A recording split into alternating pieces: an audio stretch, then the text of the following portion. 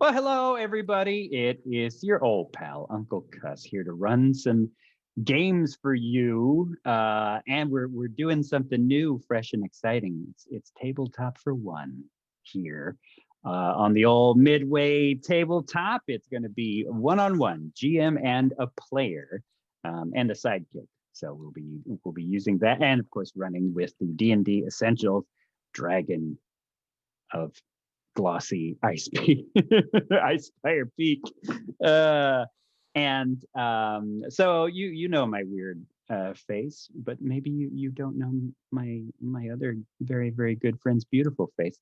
Aaron, say hello and introduce yourself. Hello, my name is Aaron, and I have a beautiful face. You do. Tonight I'll be playing Lethe. He's a human who thinks he's a warrior. He's married to a succubus and is trying to escape his marriage in the bottom of a bottle. Paint we all. Oh, and by the way, it's him and I were hanging out. There might be some adult language. There might be some adult content. So there's your warning. So before we get into the old box text beautifulness of the Dragon of Icespire Peak, we're gonna open up our film with kind of a black screen that then dissolves into fire, and then it's a very Danny Boyle 28 days later, very fast screen. The frames are much faster, and we probably see a montage of Lethe. This is our cold open here, and cold open slash origin that we explore later of Lethe. So I must say, like we see Lethe on a bloody battlefield. It's very Braveheart in the sense that there's just bodies all around him. And yeah, let's give me a montage first. We'll do like quick cuts, maybe a cut to like the romance, the cut to everything. So give me that first cut of what the viewers see, and what we want to do is a quick montage of the origin so far of Lethe before we get to him in this latest journey. Sure. So you would see someone in like maybe even just like loincloth in a primitive like prehistorical society, right?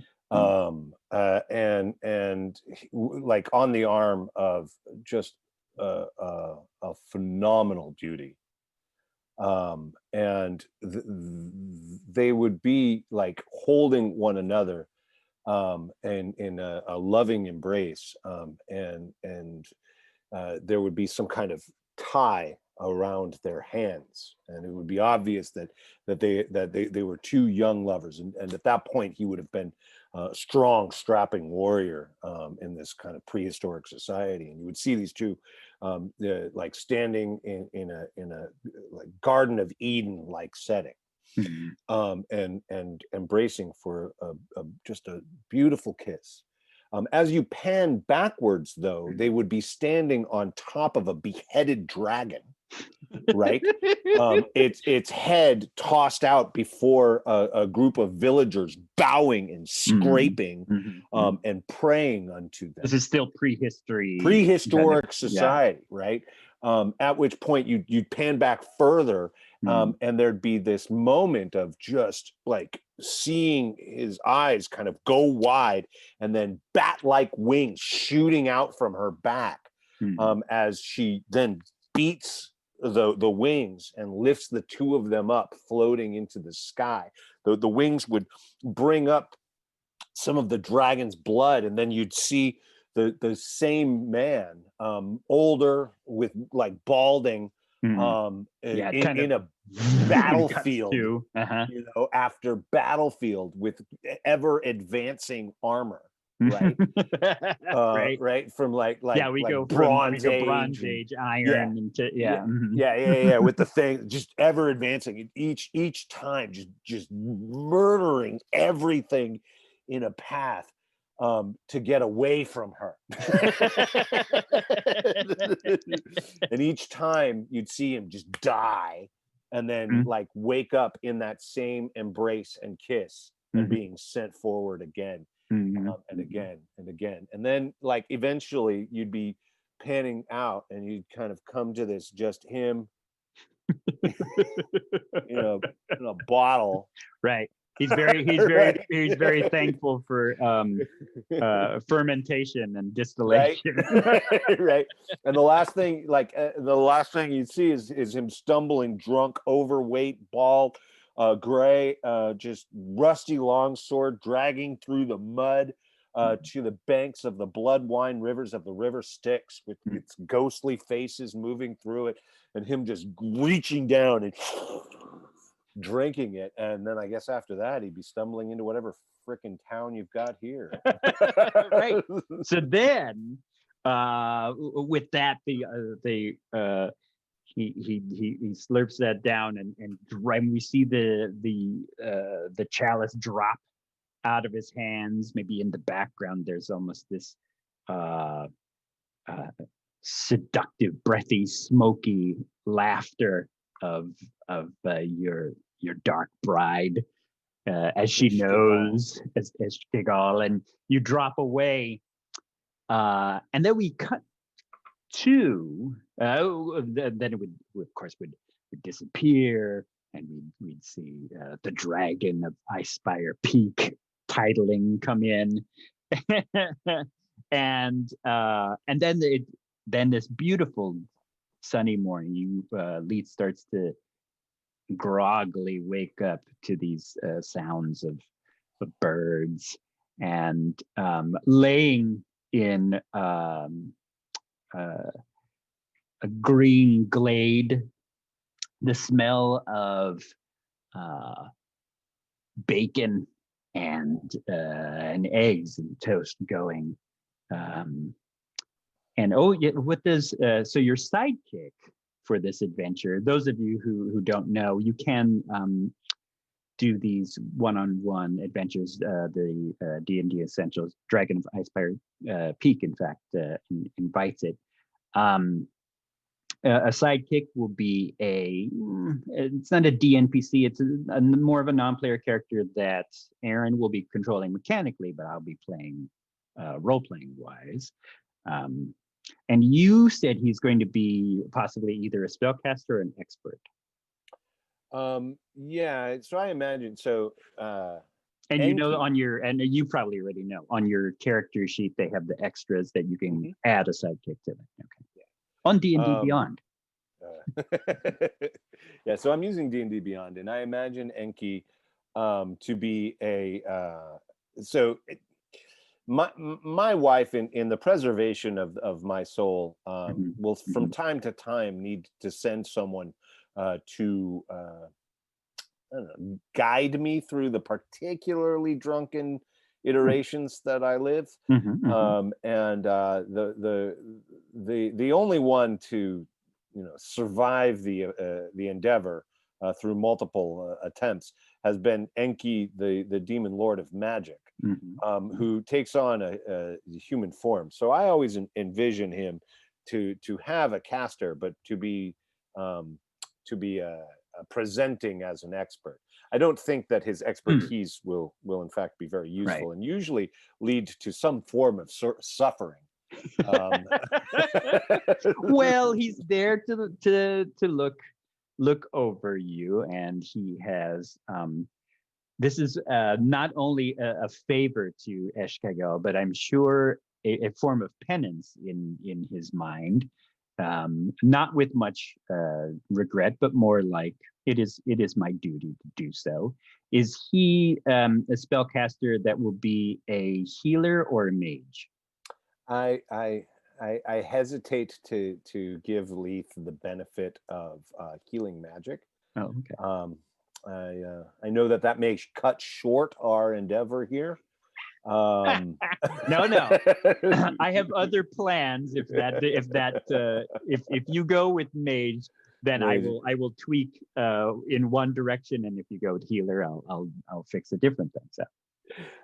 Mage would definitely be the direction that I would Okay. take him, and it's strange, but yeah, that's kind of how I feel about it. Okay. So, and what does he call you? Are you on a first name basis with Enki? Does he call you my liege? I think whatever would be most appropriate for the situation. My liege is perfectly fine. He usually gets what he wants from Lethe when he uses the appropriate "Your Grace." Lethe is in fact a noble, and his position as consort to Avish Kagal, while not being truly noble, does put him well in the line of abyssal nobility. And so he's got a very high status. But I think that Enki has learned that Lethe doesn't really doesn't really care one way or the other what particular format is used, only that it's higher this time than last time. Correct. Yes. It is. So if it starts off in the morning with sir, it should at your majesty by the time he passes out is what's appropriate. Okay. And so you hear the familiar voice, probably one of the few things that you can remember. Your memory always seems to be slightly wiped by things. And of Enki, who he knows well, this time and on this plane, here we are starting all over again. Look at you, you're not as powerful, but he says, and you feel this little shake to your foot underneath a blanket in the field as he has a plate in his hand, and he says, sir. Yeah. What is it? Sir, is that bacon? Yes, your morning meal is ready, sir. It's for me. Yes, of course. All right. Yes. I'm gonna go jerk off a minute. Hold off, unless you want to do it. No, sir. I'll just finish making some more. Okay, I'm done. I'm done. All right. All right. Well, let's get it. Yeah. All right. That was slightly quicker than I've seen in many times. Okay. Sir, we seem to find that no, you ate them already, sir. That was. Where's the second eggs?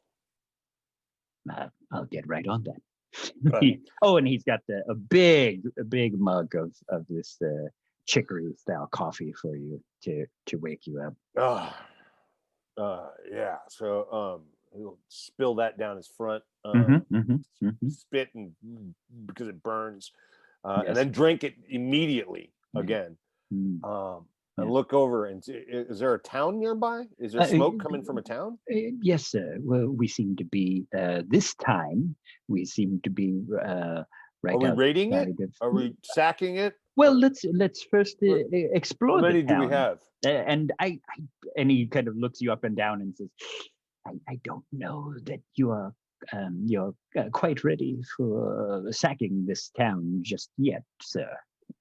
I mean, give me a couple of minutes. I'll get it together. You maybe, but so it's more that we're exploring the town. Perhaps go left. Finding work. We have seemed to be just. We have what we have on us. We didn't get dropped off this time with much. Okay. All right. Gold. Well, help me. Gold. Fuck the eggs. Give me help with the armor. Of course, my liege. And then help me on my horse. Where the hell is my horse? And you see it. It's there. What does your horse look like? I mean, oh God, I have one. Okay. Yep. No, you have a horse. Well, then it is the saddest affair of an animal. No, yes. I mean, this poor thing, right? Like, because Lethe is not light, and then in armor, also not light, and does not own a war horse. So a riding horse who's definitely been broken. A broken riding horse. Yes, both of you are in almost the same condition. Old, ornery, and time will not let you go. Yeah, that's definitely that. Yeah. But in Leith's eyes, I think that when like after he hits the bottle a couple of times, this is a nightmare, bedecked with armor, fierce and burning hooves. Maybe at one point and in another plane of existence, this is all true. All three of you seem to be cursed to one another. And after a while, Lethe, gets your packs up camp, gets your armor ready and cleaned as much as possible. And it's again just this sad affair of it is plate, but we do know you are not proficient in it. And what are you talking about? He wrenches that on. Isn't it obvious? I've been wearing this for a long time. I must know what to do. Yes, sir. Yes. We shall see. Right. Quit fussing with me. All right. Yes, my liege. Yeah, correct. Helps you on to the mare. And it bears you as its lot in life, a rather Sisyphean existence. Yes, actually, I think you know my horse's name, Sisyphus. You're as familiar. Sisyphus takes you forward, and you three head to town, a town of Phandalin. No barricades, no nothing. It's a frontier town. You can already see that as you step forward. Not as dingy and dirty as, say, like a Deadwood. In fact, you see some smiling faces, but you may not remember faces or places you've been since supping of the river Styx, but blue-collar frontier folk when you see them. And this is definitely them. And we'll get to our first bit of box text here. Well, before you do, I imagine that, or at least Lethe imagines that, that image of a paladin riding into town with children running up with flowers and like all that going on. Yes, and so in Leith's drunken morning stupor, right? That's what he's experiencing. Yes. Right. Okay. Yes, in his mind, it's all of that. When we cut back, it's just a couple of stray dogs running out of the way and barking at you, against you. People shooing them away. They're like, and a few are like smiling. And then beautiful maidens. We cut back. It's just a lot. It's like a toothless blacksmith who's like, hey. And again, you're regaled in town as Enki is waving. Yes, every now and then pulls out this beautiful bespoke kerchief. Yes, I'd rather take the sulfur and brimstone, but right. Oh, common folk. And the common folk of Phandalin is nestled within the rocky foothills of this snow-capped that they call the Sword Mountains. It is a mining town, this Phandalin, which consists of 40 or 50 simple log buildings. Crumbling stone ruins surround the newer houses and shops, showing how this must have been a much larger town in centuries past. Phandalin's residents are quiet, hard-working frontier folk who have all come from distant cities to eke out a life amid this harsh wilderness. They're farmers, stonecutters, blacksmiths, traders, prospectors, and their children. The town has no walls, it's got no garrison, But most of the adults keep weapons within easy reach in case they need to arm themselves should that emergency arise. The visitors are welcome here. So we see maybe a dog run past, particularly if they've got coin to spend or perhaps news to share from some of the other places along the Sword Coast. The Stonehill Inn is at the center of town that offers modest lodgings and meals. And a couple of doors down from the inn, posted outside the town master's hall, is a job board for adventurers. You do see as you pass by, and maybe Enki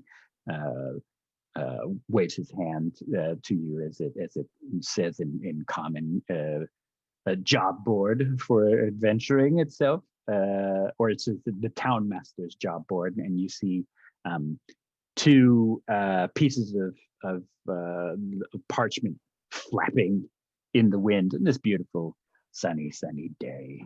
And Enki says, "My liege, do you care to peruse some of the jobs, or should we find a moment's respite at the inn? Maybe is there the a chance, wash? or is there? Yeah, is there? Do their bathing services come full service? Oh, I don't know. I mean, I don't know, my liege. Maybe perhaps. I'm terribly thirsty. Yes. I would very much like. Why don't you look at the job board there and take care of a few things while I step in here for a drink, and if you need me, I'll be in here. Then and tend to this horse here. Yes, Sisyphus. I gave you my bag of gold. Can I have some of my funds there? I'm sure, of course. So let's see. My character sheet says that I've got 25 gold coins. Oh yes, well then I will of course be so kind to as Enki wisely gives you 10, because 10 gold coins. He knows you're going to spend most of it on alcohol. And in fact, I have an aristocratic lifestyle, though it is all of its money goes directly into a bottle. So carousing and bond. Yeah, yes. you got it. You got it. So I'm going to find where I can spend that. That is my quest.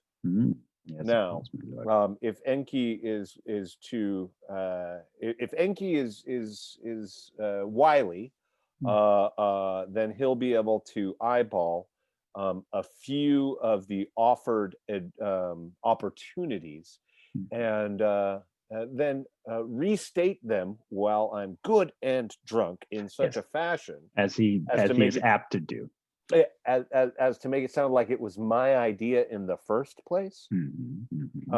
Yep. So may I ask and inquire what my idea was, which ideas may have occurred to me thus far? Well, you go to the Stonehill Inn and set in. Enki then is there to help you off old Sisyphus and into and kind of nudges you on your way towards the Stonehill Inn. I think this calls for a die roll, Marcus. I think I have to roll to get off yes. So the thing about wearing plate mail when you're not proficient in it in Dungeons and Dragons is that certain skills happen at a disadvantage. Dismounting a horse. Your mare, who is old and run down, but is a beast of a horse, stature-wise. is going to be a 3 as a result. So I imagine that I did not in fact succeed and will take a face plant in the mud. Yes, but like as Enki was there reaching for the board, reaching for Sisyphus, and you assumed he was much closer than he was. Reached out your hand, foot not even in the stirrup any longer, and fully slid into plenty of those stray dogs' manure, just splatting the spit and the mud. The laughter of children announces the presence of Lethe down. Oh yeah, if people are pleased, then yeah, I'll get up and I'll be like, ta-da! Just gunk running off of beaten down armor. Right. And not even cleaned. Enki is forgotten to clean it. Not forgotten. He's just there's no point. There's no point in cleaning it. Plus, which he's your enabler. He's like, look, I send him off into danger. That's what he does. And then we wake up some other place. So I'll stagger into whatever bar I've come to. You come to the Stone Hill Inn. It's it's a good 2-story roadhouse. And there is you're greeted by this male human, and with a thick Triborian accent far to the east there, and he of course says to you in common, he says, what ho, stranger? Yes, exactly what I was thinking. I'll take 3. Oh, you mean well, actually, why don't you give me one of my famous little luck rolls? Roll and add your charisma modifier. Nat 20. Boo! And my, of course, house rule is I like to treat 20s and 1s with some significance, even if it's not in combat. And he says, well, of course. And he waves over. You hear music coming from kind of a lute, I should say. And as the music died down, you came in, doors opened up, and then the inn picks back up again. It's still, early afternoon, so there's not such a hustle and bustle, but the local drifter, which some people call a bard, is playing music for the entertainment of people, and with a natural 20 there. I mean, like any good mining frontier town, there are you beautiful up with me. We're going upstairs. They smile, but of course, they also say, coin first, handsome. Oh yeah, I take all 10 coins and throw them on. Perfect. 10 gold coins. You take your gold and it is gone.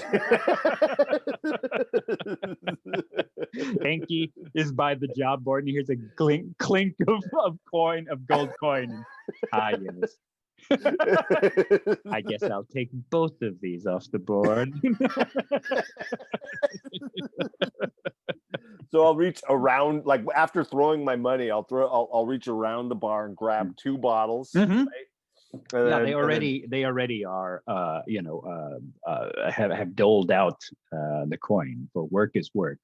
Right. And they see, this big spender, this knight who must have come from some dusty battle. I mean, why else is he covered with mud and gore and just unkempt? Let us bathe this, this path. Now, they, of course, are frontier women. They are men and women. They are not. Men and women's fine. The gilded little things of court. They're quite saucy, and they're ready to take it all off, throw you into a barrel of water. So you grab a fine bottle, and the innkeeper, of course, looks at this pile of coin and says, good enough. He's a 10 gold coin for what would be in the silvers. He loves it.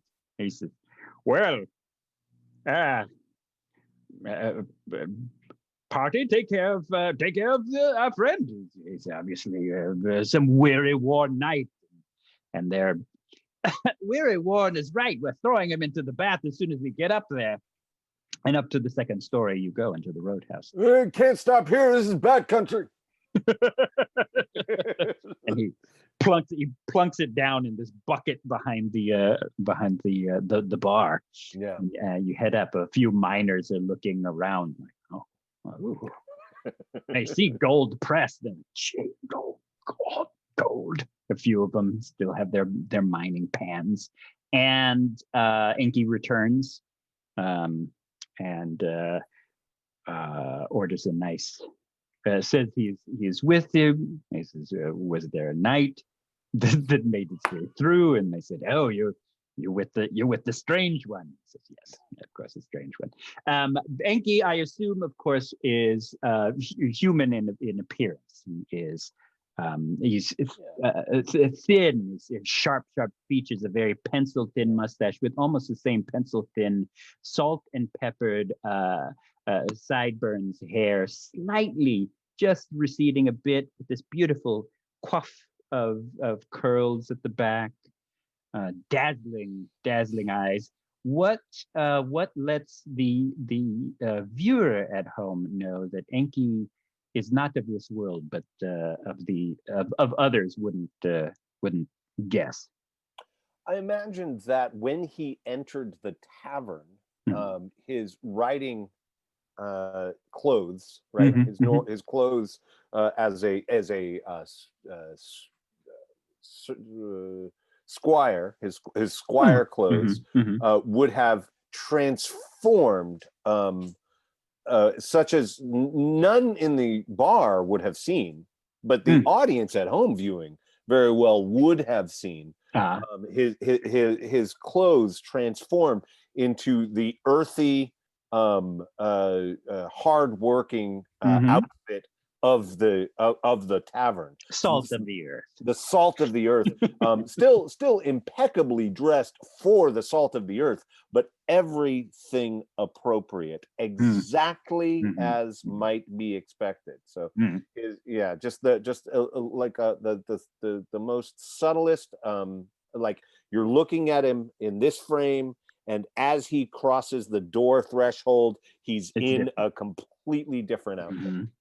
Yeah, like his beautiful pointed hat with feathers now like this kind of fur-lined fox thing, and but he still doesn't talk it, he's Enki, and he says, "Oh, you're with the strange one." He's like, "Yes, my good man, I'm with the red one. Let's see. I'll take a sherry." Well, this old brandy is as good as we've got. Yes, and drinks away. Time, of course, passes. A bit of time.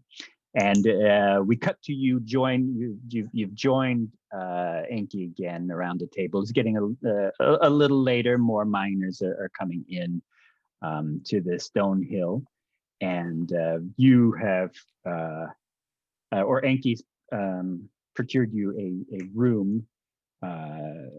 Since none of that money was said to have gone towards meal and lodging. So you see him getting change for the 1 gold coin he puts out in silver. So noted. Right.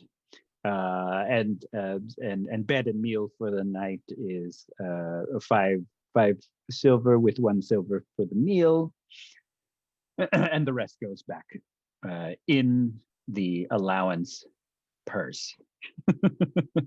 And Enki then is there. He's got this a meerschaum looking cigarette holder with the, so everything is perfect about him except for like little things that are like, he's still at court in his mind, and he's smoking away, and he says, "Ah, yes, my liege. So what do you think, old boy, about that that dwarven mining quest that you know that seemed interesting as What well as are the dwarves have at issue? They've what I'll take their petition. But if you, I'd rather not speak with them directly presently. What is their petition? Yes, my lord. Well, it says here, and we're going to go to adventuring begins, and I'll take a look at the quest cards you have here. It actually says here that sorry, what he's gathered is actually that there is some sort of dragon about in this region, and they everybody's quite up in arms. You know, it's shaking up the ecology, of course, but that's not what we need to worry about right now. As he looks at your you're muted. As he looks at your shape right now and realizes you're a little low on hit points and levels. Let's not worry about that right now, my lord. He says, look, there is a, it says here, there is a dwarven excavation. It says that dwarf prospectors, they've found some sort of dwarven ruins in the mountains southwest of here. And have been working on an archaeological dig, seeking treasure and relics. They need to be warned that this dragon it's a white dragon, my lord. This white dragon has moved into this area. Now, if we take this warning, sorry, lord, if you take the warning to them and return to the man who's given these quests, a town master, Haben Wester, will be able to collect a reward of 50 gold. And he kind of shuffles around again and he says, oh, my liege, this might interest you. Up upon Umbridge Hill, there is a local midwife. She is an acolyte of Shantea by the name of Adraba Gwyn. She lives all by herself in this stone windmill on the side of a hill a few miles south of this town, Fandom. With dragon sightings becoming more and more common, it is not safe for her to be alone. So if you could urge Adraba to return to the frontier town of Fandolin, once she is safe, visit the townmaster Haben Webster to claim another reward of 25 gold. Both of those sound like brilliant ideas, my lord. So it sounds like the problem here is this Harbin Wester fella. Yes, the town master says to be the one who's been giving out all of the quests. I see. All right. Well, we'll need a pretext for a conversation with him. He's probably gonna have to go. But well, I don't know, my liege. Currently, and he kind of looks around, and he sees that all these miners are eating and whatnot, and he says, "This isn't like a few other cities. I mean, this crowd looks a little rough and ready. If we start some of your usual shenanigans right now." Right. All the more reason, Enki. Yes. A good town with fine miners and strong arms means a good militia to get started with. If we're going to raise what we need to get what we want. Yes. In any event, we'll still this time. What do we want, my lord? The same thing we always want, Enki. We want very much to hey, this bottle is empty. Let's get another one and then go and tell the miners about the dragon. Okay. Of course, he waves his hand over. The innkeeper Tolbin comes like, how far another, is and he says, "Oh yes, keep it keep it coming. And he's like, there's still coin in here. How far is it to the dwarves? Can we do it, get there and back in time to be at the acolytes for evening? Yeah, I believe so. Very good, very good. All right, well, get the horse so. ready. Get the horse ready. Right. I'll be here. Let me know when everything's prepared for our journey. We'll make for the dwarves and inform them that they've got to prepare for dragon fight, and then we'll head back to Shantia's To the favorite. acolyte. And then we'll let her know that writing she's an going to come to agenda town with me. So you see him marking down like prepare militia. Right, you got it. Okay. So I'll be right here. Correct. I'll go retrieve I'll wake up Sisyphus. And get the boss out. Yes, I will prepare that. The boss, it is. All right, and I'll sharpen it. He says that he's got this whetstone that's just half of what it probably once was. While you were with your party upstairs, I'm sure there was at least a moment or two of talking and speaking. Roll me 2d6. I want to see what tales have come up. Oh, and they'll be separate 2d6s, I should say. You don't need to add them. 4 and 6.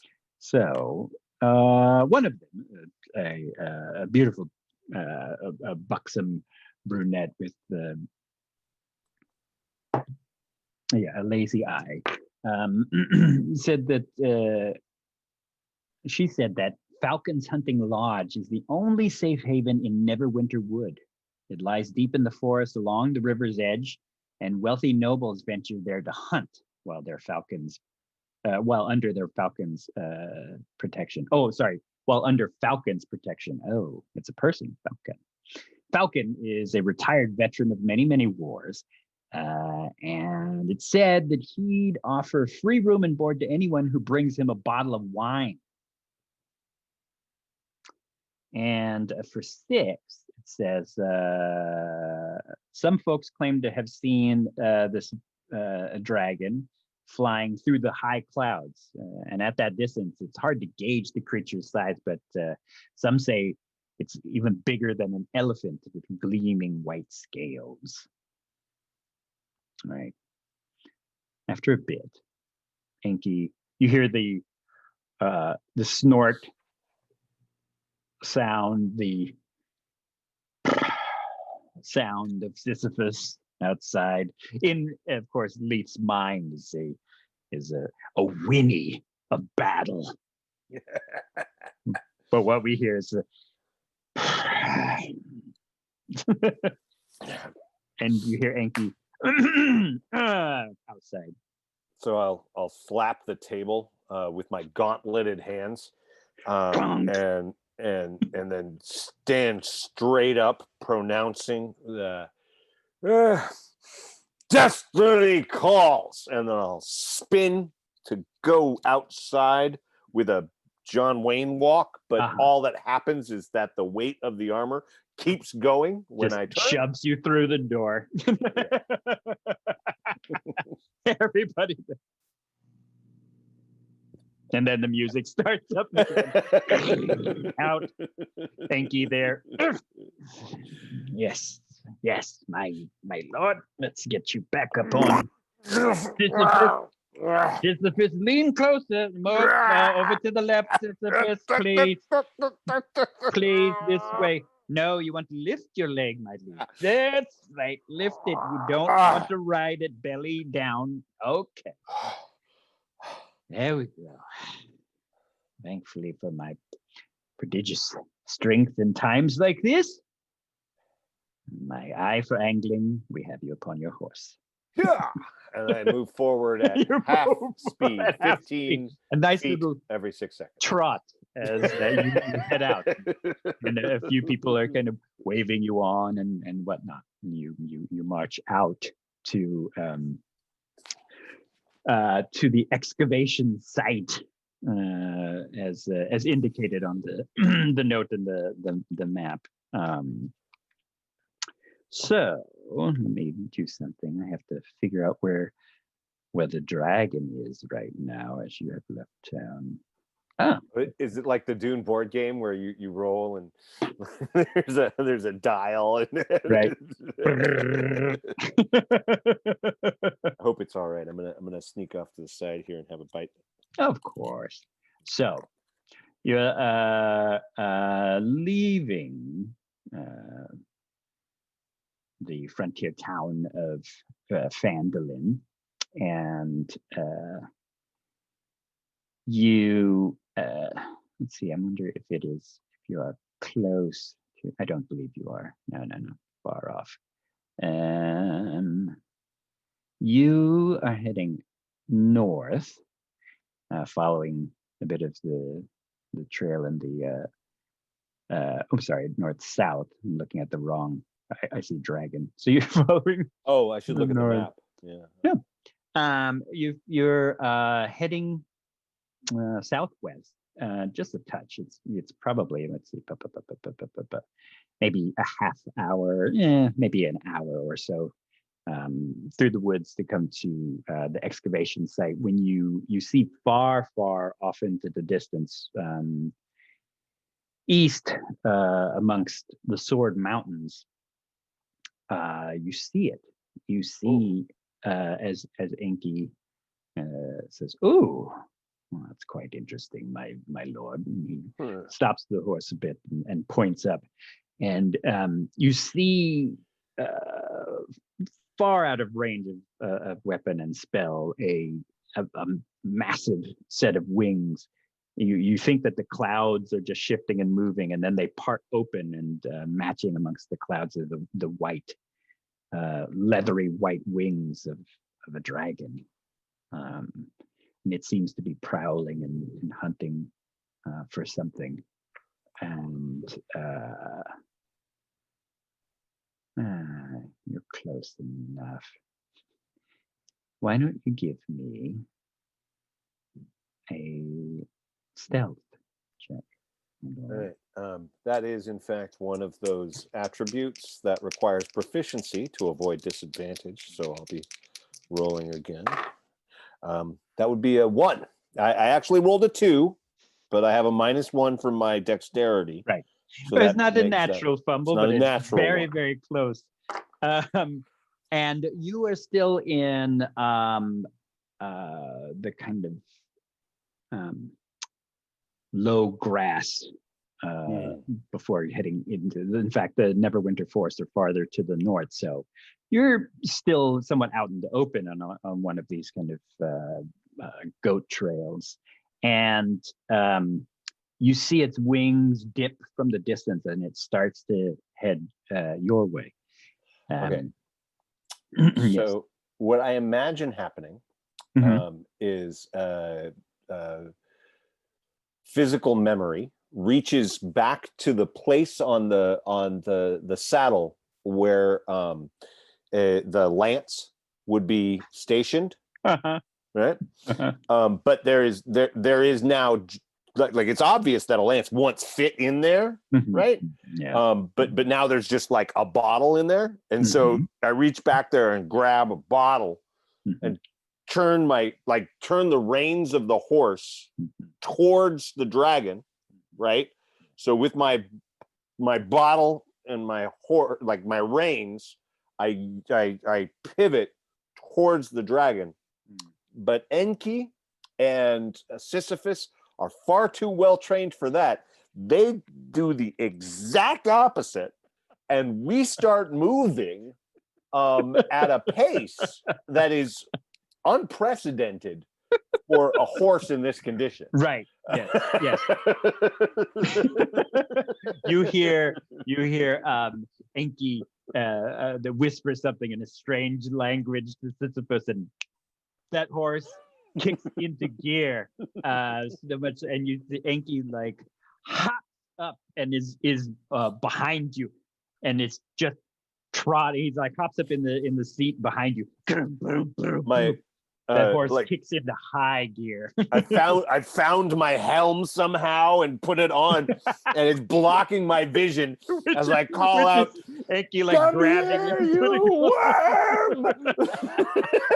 when you cut over, Enki's like staring as this thing is getting looming larger and larger. I'm coming for you. I'll tear your heart out and bathe in your dragon blood. Enki yells in the I forgot, was he speaking Abyssal or Infernal? Mm-hmm. Maybe both. He's got to move between the courts, I'm sure. He curses in Abyssal. He's like, move your damn hide, horse. He says, we just got here and I don't want to wake up someplace else. And it starts to haul ass. But now you're going to give me, I assume, some sort of roll to because you don't see it. Enki and Sisyphus see it. The mouth of these canyons is not too far away, and that's where you're going for this excavation. And if you can just get in between some of the crags of this canyon, you're harder to reach from a swooping beast like that. Okay. Let's see here. So it looks to me like it would be an animal handling roll is my guess. So I think I'll just go for that if it's all right. It's a straight roll for me. And we'll just see if I can. I got a 9 on the die, so I don't know. I don't think that's going to be very successful, but I do my very damnedest to wheel this horse and go directly at. Well, with this, if you would normally handle it, it would be wisdom and animal handling. But now I'm going to say, because you're covered up, Enki. I mean, you control the mechanics of Enki because you have his sheep, but I will throw this in that he is offering a help action to spur on Sisyphus, and with that, I would say roll and add your charisma versus wisdom right now. That would bump it up to a 14. Okay. Yes. You hear the beating of these wings and this heat and roar, but you're blinded, and then it fades away as you just hear this roaring or this bellowing, and then this tearing sound as you hear the sound of a cow being substituted for you. Like, oh, okay, I'll get this herd over here in the field versus this thing, and boom, takes off with it. And then the sound become much closer, echoing off walls, indicating you must be in some sort of gully or canyon. Have we driven down its throat? And he's like, not just yet, old friend. Wait, this is damn. Yeah, you're as it comes up, you've gone from kind of the low grass of field into a rocky canyon, and Enki, of course, has his kerchief. Yes, and he ties off another thick cheroot and lights it up. Right. Good boy, Sisyphus. Good boy. Are the dwarves this way? And he looks down at the parchment and says, yes, they should be up ahead. And you've come through this little canyon, and whoopee, I lost my card. And you are near the site. Pause one moment as I take a quick. There we go. I want to make sure I'm at the right map for you. Okay. So with this, you are at the Dwarven excavation site. Canyons, the mouth of the canyon looms past you, and you come to a bit of a clearing. It kind of looks like a settlement in ruins. The canyon walls rise up. They're probably like about 80 feet. At the end of the canyon is this 20-foot high wall of black stone. It has a broken gate carved into it, with one stone door hanging open precariously by a hinge. You could even see that it must be a dwarven design, because even like the hinges are these perfectly beautifully carved stones. And the other door seems to be missing. Beyond this open gate is the shadow of this great mountain in the east, and it lies under this ruined settlement, and all is quiet.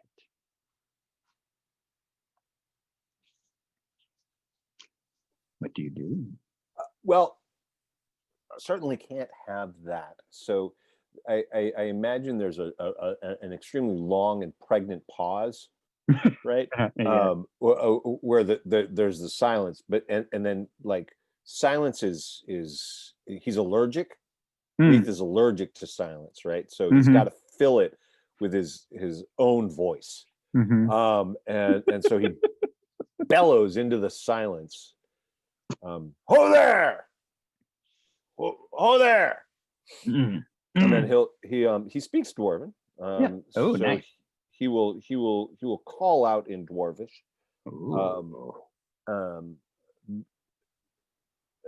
Be ye man, and be ye minor, and come here and hearken unto my words, for I would warn thee. And you hear a bit of scrambling and a bit of whistling, like, oh, well, it's another dwarf. It's another dwarf. And the other one says, oh, well, he says, of course it's another dwarf. And he comes out these two dwarves. One bald with it's like bald with like a dingy gray mullet, so it's like just starts from the back down, thick white scraggly beard, wiry. The other one is kind of like a strawberry blonde with these big pronounced eyebrows, only a big thick braided mustache, no beard, with one of those pronounced cleft chins.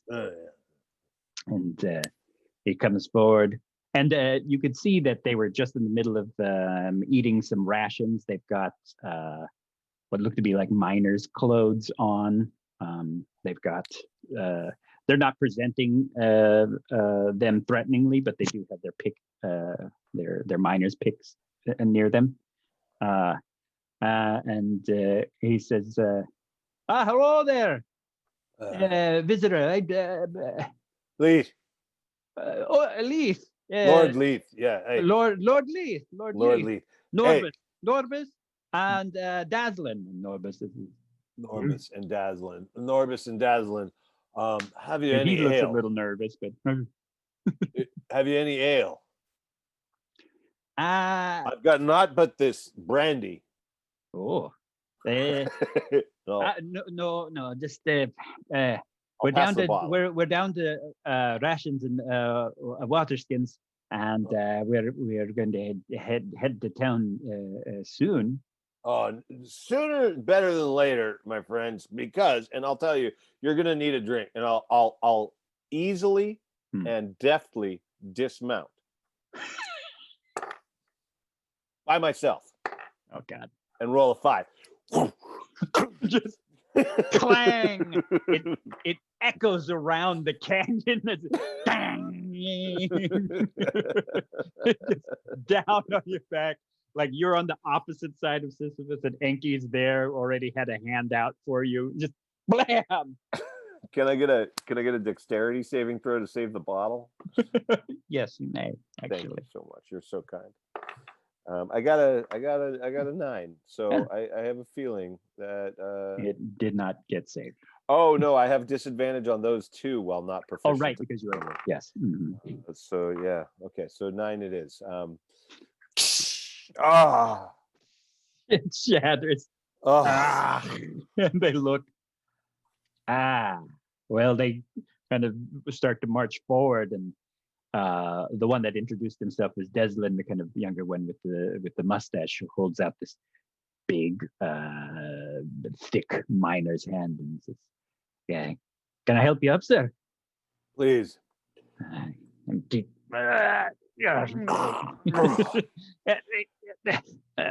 on the other side. On the other side. Okay. Okay. Now, not too far. Not too far. Okay. Listen. There's a dragon. Yeah, a big white dragon. I've seen him myself. It is terrible. And on the way back to town, we're gonna have to fight it. So Norbus said, I told you that I smelled it. I smelled the dragon. I smelled it. So you gotta get up all your ore and follow me back to town. I will protect you from the dragon. Deslin says, or but Sir Knight, we haven't discovered just a simple fissure, or we've discovered what looks to be a temple, and there must be treasure in there. And well, we thought there'd be treasure in there, but we ran into something strange. It's like gooey. The rocks came out and started to attack us, and we ran, and we were just sitting here wondering what we'll do.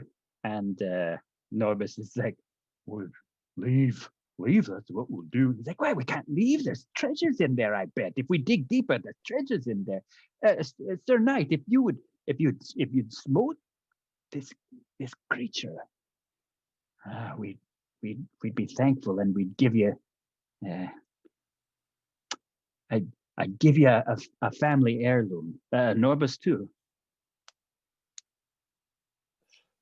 Well, without any negotiation, thinking, thought, or anything else, Lethe will get himself up and walk in the pointed direction, and then he'll bellow when he gets I don't know, about 15 paces closer to danger. He'll bellow over his shoulder, "Engage my sword! Give me the boss!" All right. He goes and retrieves this boss. A rusty longsword. It's this rusty, terrible looking, pitted longsword. Now, Marcus, I had a bit of gamesmanship here with this. Yes. I am not proficient in longswords. Yeah. So you've been put into a body that is not meant for. But just saying. Ever since the river, I can't remember how to wield one. Correct. Yes. However, I am proficient in simple weapons, and ever since the release of that one module, the one with the in the jungle, where you go into the jungle and then you find the ruins Tomb of the jungle. of Annihilation. That one, yeah. Ever since then, included in simple weapons is a weapon called a Yikla. Right. So I just figure the boss is a rusted, broken, pitted longsword, and I just used the Yikla stats. Now, okay, I don't have to if you don't want to, because it's kind of chintzy of me to do that, right? Because now I'm proficient and it does a D8. But you are by yourself. You do have a sidekick, but this is an adventure where you're by yourself. So I'm okay with helping it out. And that's what I'm doing. I'm saying that a Yikla is a long sword, is the boss. Okay, got it. There we go. So he hands you this pitted, poor thing, And the fact is, it's got like a really long handle, but the blade end is obviously broken, and Yeah. right. This was once a magnificent thing, and Right. probably, if you look scance wise, and probably for 3 or 4 frames from the audience's perspective, light shimmering from this magnificent thing. Mm-hmm. Right? Nice. But then just for a couple frames, Yeah, there's a bit of glint as it comes out, as it is awakened from this from its burlap scabbard. And it doesn't like Enki at all. No, no. He has it wrapped around his hands, and he's like, "There you are, my lord." As soon as it touches my hand, I become a beast possessed, charging forward into the darkness. Only Enki's light spell hastily cast upon me in order to keep to light the flagstones in front of me. He sees you in like whipping forward and just cast his spell. Marcus, I run forward until I can attack something, or something attacks me. Okay, gotcha. You go stumbling into the darkness. Suddenly the light comes on. You believe in Leith's mind, the glint of the boss lights the way when it's Enki's light spell thrown upon that accursed blade he cannot stand. And you go past into what looks like a collapsed courtyard. It's like 10-foot high walls that separate this courtyard from like the settlement outside you've come from. And there's heaps of rubble that are piled all in this area. Hewn from the canyon's back wall is a 30-foot high temple facade. And it features there's like 4 or 5 steps that rise to a stone platform, and cut into this facade is a 10-foot high open doorway. It's flanked by crumbling life-size granite statues of these cloaked dwarves, and these dwarves have this almost sinister grin on their weather-worn faces as they that's discomforting. They're not Azers though, right? They're not sculptures of fire dwarves, right? No. Oh, okay. Felt a little too close to home for me.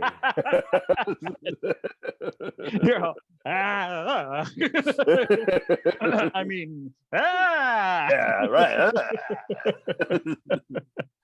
But after a bit, you then stumble up some more steps going forward, and what looks to be what in this temple was probably because the way that they're formed out of stone look like secret doors that were in the side wall or the back wall of the canyon that have, of course, been proficiently hammered open with spike. And you step in, and about like 10 feet in, you see another set of those doors, and it hammered into place. But to your let's see where you're facing. So that's the east. To the north, or to your left, is a hall that breaches down, and on your right is just a smooth carved wall. Confused for a moment by the need to make a choice. He shakes it out. Enki, of course, is following behind you. He'll hand Enki his shield, right? Make a bit of a show of it as he pulls his sleeve up and his vambrace. He pulls his vambrace up. That's right. And he looks, and there's a tattoo on his left arm, right? That is an arrow that goes up and then points to the left. And he goes, gives a sanguine nod, as if he's consulted the oracle and the sages, reaches back, collects his shield, and follows the left wall. Right. goes into that section there, easily walking in. It's still filled with dust, and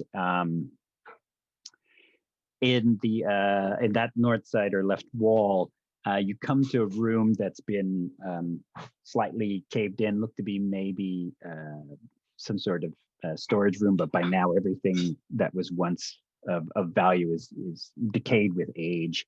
There's nothing but rubble in this room. Kicking some of the rubble, kind of skirting, following the wall, comes back out and goes left. Okay. So as he starts to go left, he treats this as if he has discovered the greatest technology, the alchemy of the ages, right? And this is like his proprietary information for the profession of dungeon delving, right? Yeah. This is something closely guarded. Yes. It's he's always knows which way to go. Pinky trying to stay aware, but very behind you, I'm sure. So within, you see what looks to be the main belly of the temple, and there are 4 huge stone pillars that go up to the ceiling's about 20 feet. And again, a dwarven design. It's a beautifully carved, immaculate place. And within, you see at the end of the room a altar. It's a kind of a limestone altar, and it is still baked into or caked into this limestone is obviously blood stains, and we'll say that the walls have a bit of carvings to them, in reverence to some dwarf who stands over, his hands greedily looking forward, looking down on all of this horns coming out of his head. Enki, my memory is not what it once was. Yes. Do you recognize the trappings here? I hesitate to even guess Asmodeus or Dispater, but possibly one of the dwarven deities, maybe a Durga or something like that. Does your expertise move in the religious matters? My noggin is taking a crack. Yes, and he looks up and says, "Well, my lord," and he's pointing it as a very professorly Richard Attenborough style. He says, "Yes. You can see here by the pronounced curvature of the horns, this old boy is Abathor, elven dwarven god of greed. Must be some sort of temple to his. We might be right about something, this treasure thing, my lord." Abathor, the dwarven god. But like any greedy fool, they've probably kept things hidden away, secret doors and traps and whatnot. By now, his clothes have turned into like the most elegant, bespoke miner's outfit. Is Sisyphus tied not up? even made. No, yes, my lord. I've left Sisyphus tied up in the courtyard with the other miner gentleman, the dwarven gentleman outside. Now, I'm pretty sure what Abathor wants me to do is go out there, grab one of those dwarves, and sacrifice him on this altar. Oh, well, yes, of course, my lord. I'm guessing that would actually be a violation of the current contract we're on. perhaps, but who's to say? Well, how do you I feel about Abathor? More importantly, how do you think she feels about Abathor? Well, I would think that she feels she handles contracts and affairs of the heart, and Abathor loves his material things. His greed is overwhelming, so he's distracted by simple things. We relish in the soul, my lord. Give me coin. All right. he plunks a couple of coin in your hand. I turn to the altar and I'll set the coins upon the altar and I'll say, "You dwarven god of greed, I shall not overturn your altar, for my wife would not have it. Take this gold and see to my safe passage through your temple. I mean you no harm." Very respectful, my lord. And then I'll He's just puffing smoke. And also, besides just smoking, Inky is puffing smoke, and you see him looking to see where the smoke is going, see if it's traveling anywhere. Do you see it disappearing into any passages, perhaps? Shall I investigate further? Yes. Good. As Inky would. I'm a smart fellow. He's got an 11. He's pacing around the room, like puffing smoke here and there. He does see the draft go in the northern side of the room. Is a draft leading up from the 20-foot ceiling, and it goes in to the wall that is on the same side as the altar is on. Okay. So is the altar in the north, in the altar is facing, so altar would be facing east. So sorry. Got it. A little further up north, but it's on the eastern corner of the northern corner of this wall. So the far. Understood. Okay. So then I will investigate where the smoke is. Not investigate.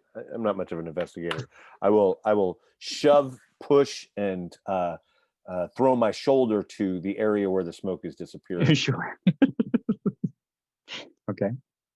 Does it respond to blunt instrument? It does respond to blunt instrument. And give me a good old shove. Not rolling great tonight. I'll tell you. Oh no. Yeah, I got a 13 on that. That's still fine. Yeah, it actually, it's not much. The spot is a little more, but it starts to slide open again, matching some of the other secret doors that you've passed by. It's these big thick blocks of stone wall that opens up, and it opens up into a hallway that looks that it goes about 10 feet forward and then angles to your right. I don't like it, Enki. And then he turns right. All right. So you start going, you're headed and start turning right. And you see that the hall goes for about maybe 25 more feet before it starts to angle right again. So it's almost a bit of a circle. And in the as it starts to turn right, you see that there is it's like a collection of stone and rock that's kind of been tumbled, and in fact, you'd have to move a little bit of it to get past it if you're going in that other direction. But right. I'll set my sword. I'll hand Enki my sword and shield, and then strip down to half plate. Okay, so that it's medium. And then I'll move I'll start moving heavy rocks and doing labor without the disadvantage of the bulkiness of the armor. Give me a perception check first.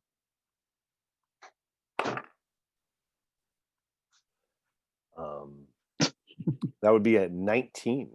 Oh, easily. As you start to move forward towards those rocks, you've been stripping down, and then maybe get your hands into it. Like there's a cracking of the back, and move towards the dust and debris to get past that rubble. You can swear that one of the stones moves and melts a little, and it drips as it starts to, you see at the very bottom of it, move towards you. Slime! Yes. I stagger back into my shield and sword. Let me adjust my armor class down a second here. Okay.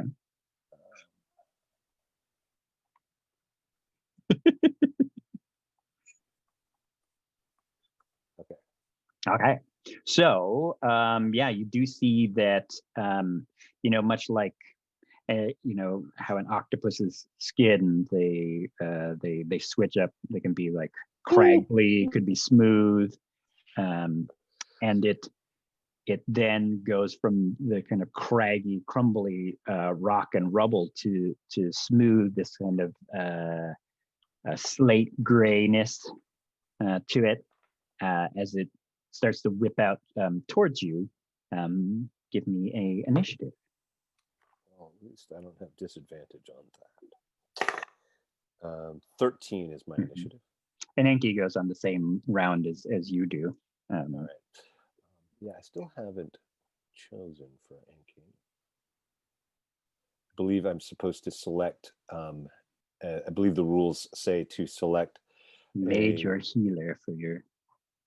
Right, but that the sidekick rules are to select one of the NPC character stat blocks of half CR or lower, if I'm not mistaken.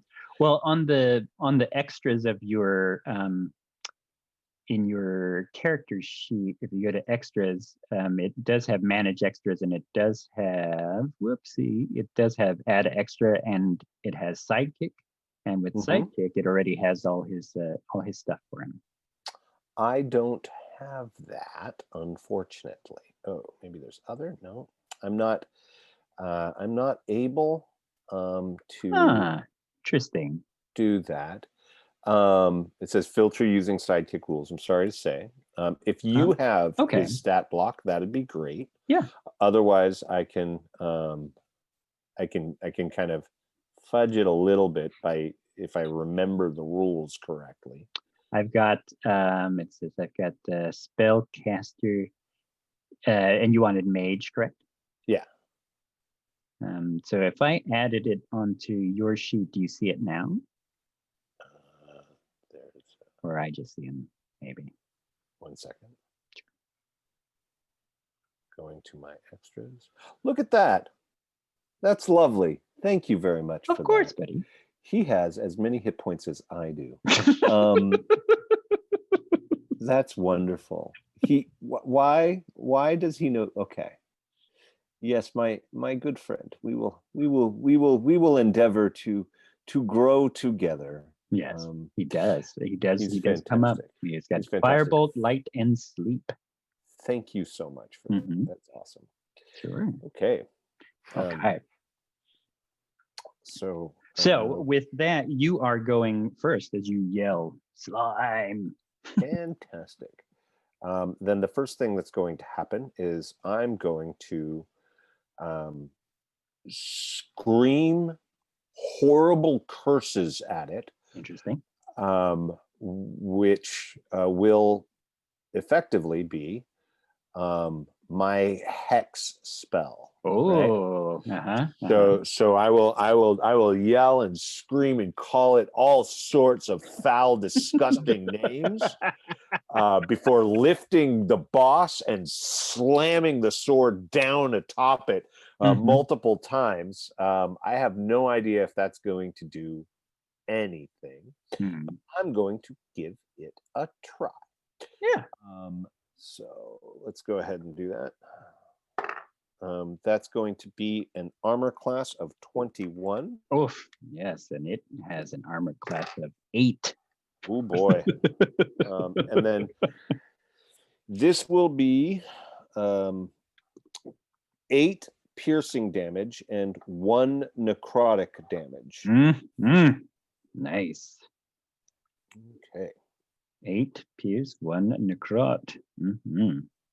Goodness gracious me. Okay. So it squelches into this gray thing and it skitters back a bit against the wall. You see as the boss like hits against it, there's this pinging or like tinging of the boss as it oh, that's right, the boss is magical, correct? No. Oh, right, because you're getting it on its head because of hex. So it pings and cracks a bit, like the fire hardening of the blade itself is being compromised, and so it will get, and that's one of its abilities. It gets a -1. You will -1 to your damage roll. If it drops to -5, weapon is destroyed, and that's for non-magical weapons made of metal. Sure. Yeah, that's definitely what the boss is pretending to be right now. Yep. Wow, shit. Anything for Enki? Oh, right. Yeah. I imagine that Enki is very much put out by this, and will point at this creature and set it alight. His attack roll is a 14. That's going to overcome that, and then the firebolt spell, if I'm not mistaken, is a d10. So it suffers 9 fire damage when Enki decides to let loose upon it. Okay. He whips forth the familiar bolt of fire, it blazes against this creature, and it you see it shake, and a pseudopod shoots forth from its body, aimed at your chest, but I don't believe it will be able to hit you. It does get a 16. So in Half Plate, a lesson about the mechanics of 5th edition. Correct. Yes. In Half Plate, my armor class has gone from 20 to 16. The reason for this is because in medium armor, you must apply the dexterity modifier to the individual's armor class, and I have a negative dexterity modifier. So in medium armor, with which I am proficient because I have a human feat that allows me to be proficient in medium armor with my class, yes, I actually have a much worse armor class in medium armor than I do in the plate mail, which I am not proficient with. So gotcha. 16 is a hit. That's a long form way of informing you that, because in heavy armor, just so Mhm. you know, Mhm. you do not apply the dexterity modifier to the armor class, regardless of whether it's positive or negative. Okay. Min-maxing can go max-minning if Max you Mining. really Yes, work at it. we're Max Mini. So as a result of your Max Mini, this pseudopod shoots out of its amorphous form as it's kind of glopped up against the wall, and like a stone fist just punches you into your chest, dealing 4 points of bludgeoning damage.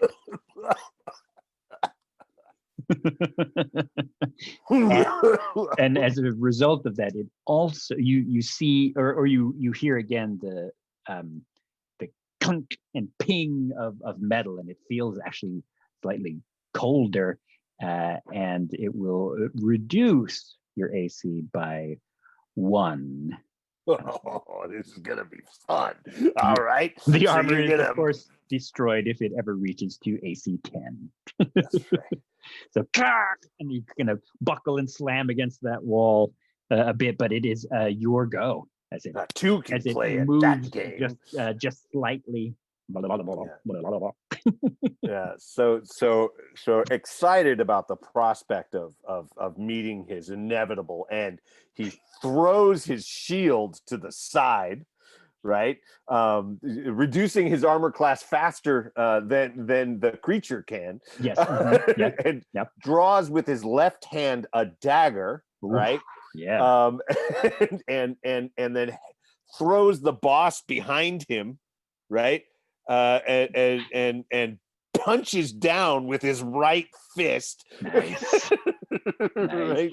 And then stabs with his left dagger. Right? So you can't take an unarmed strike, like you can do 2-weapon fighting. It's just that you don't get the strength bonus to the second attack. The first one's going to be just AC, punching a slime. Just punching a slime. It's going to be AC 17 to strike the slime. That's going to do 4 non-magical bludgeoning damage. Mm-hmm. Yeah. And then 3 magical necrotic damage. Oof. For a total of 7. The second attack, which is kind of the beautiful broken thing about the hex spell, is going to also hit. It's going to be AC 17. It will do 1 point of piercing damage. You do not add your strength modifier. Okay. But 5 points of necrotic damage, and the dagger takes a -1. Oof. And it shrivels and decays and breaks up because of the necrotic damage. You see that it goes, its skin is shifting to try to become more gravel-like, become more slate-like, even marble, but it can't find identity, and then it finally just becomes slime and pustules and at which point Lethe, not knowing the battle is over, will headbutt it into the ground, smacking just his face against onto the stone wall. Enki will have to pull him away from the fight. My leash. He's kind of he grabs his familiar bite guard stick that he just throws in your mouth. All right, down. Down. See what he did to my dagger and my stuff? Yes, your resplendent stuff, my liege. Resplendent. That's right. Give me my raiment. I wish to go forth adorned. Give me the hide of Jack Sims. Yes. I wish only to be warm now. Yes, my lord. I will. And where's my shield? And he actually he says, "Oh, my lord, look!" And you see the necrotic, damaged gunk of this slime. Not only is it spilling out onto the floor by your feet, its physiology compromised, so it cannot burn or destroy the metal, but you see a bit of it leaking underneath the wall, the opposite wall that you face, just under a very little seam. Yes. All right, fine. Well, I take this fucked up dagger. Yeah, it's like it's got delaminations running down it now. It's like splitting open. Right. And then I'll shove it in there and pop it open, or dig in it, or Yeah, I go at it. wonderful. Give me a roll with that. I Athletics. Yeah, let's do athletics with that. I imagine while he's just Actually, stabbing go athletics, but let's see. I'm gonna look at your sheet as to see what I like on it. I use your wisdom. Okay, sure. Yeah, athletics with wisdom, because you're using your noggin for like leveraging the. That's a 13. Yeah. All right. And then while he's stabbing down and working his way through this, he is in battle again, right? He's newly in battle with the wall now, right? Like so for him, it's with the bite guard. It is the exact same exertion level, right? Yes. And so if he gets something open, then it's like James Brown, right? Yeah. And he's just like, oh, he collapses, right? Jack, and that's when he throws Jackson's hide amongst your shoulders. this ratted golden fleece destroyed with age, and he's just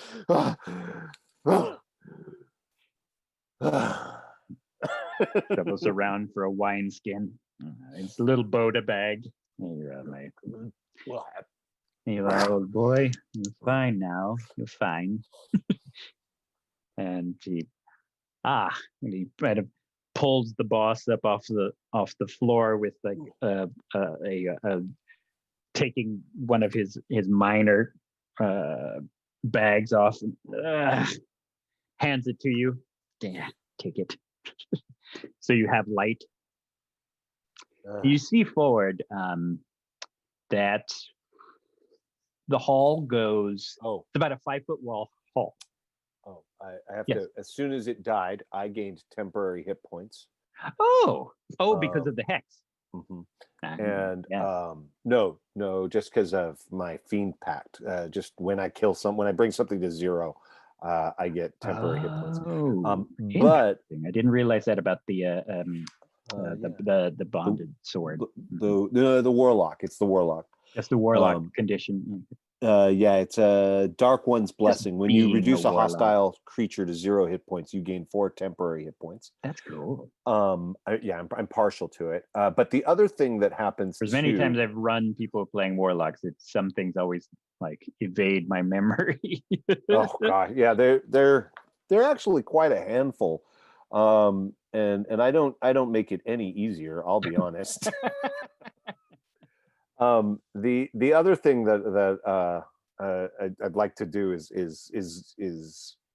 well, first of all, I'm looking. Okay. What do I see? It's a 5-foot wide stone hall, smoothly carved walls. It's probably like a 10-foot high ceiling. Goes 25 feet in before a massive cave-in of gravel, but you do see 2 stone doors on your left and your right. Well, and that's probably about 15 feet in. Yeah, I'll go ahead and consult the oracle. I'll hand my shield off, right? And then I'll lift my sleeve and look over my shoulder so that he can't see what I'm doing. Yeah. He pretends Inky pretends to look away. I'll look at my tattoo, which So, and then I'll be like, okay, I'm going left, but help me with my armor first. Yeah. So I'll get my armor back on, right, and I'll go back to being disadvantaged and ill proficient, but at least my armor class will be up. Yes. Yes, my lord. We'll remove plate and return plate, and then I will stumble forward until I reach the left door, and I will not look at it nor investigate it. I will just put my foot to it and charge in. It pushes open. Stone.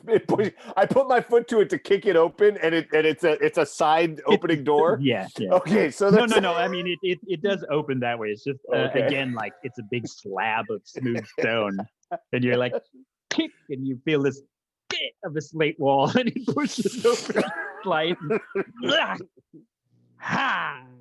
You come to this small room. It's maybe it's probably about like 20 by 10 foot wide. You see that there's this stone carved wardrobe against the eastern wall, and other than that, it doesn't have much in it. Okay, cleared. I shout it, clear. There's no exit from this room, right? Not that you can see. All right. Well, then I turn around and I head down to the rubble, the cave-in, right? And I'll inspect it. Is it a cave-in that I can get past?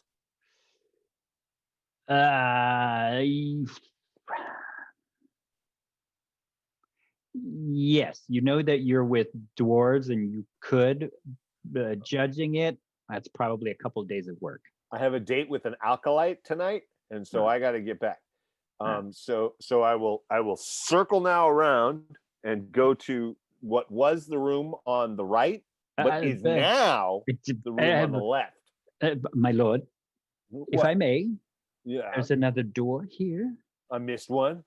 Yes, there are two doors. Your right and your left. Right. So I came down this hall, and I went to the door on my left. Yes. And then I went to the end of right. I went to the end of the hall, and I inspected the rubble there. Yes. And then I turned around, and I'm going forward, and now I'm going to go through the room on my what? If you look at your arms when you're facing me, it's the left wall. That's right. It's the left door, isn't it? It always is. I thought you were a learned man, sir. My mistake. Old friend. I turn and I make the same mistake again, and I kick in the slowly opening stone door.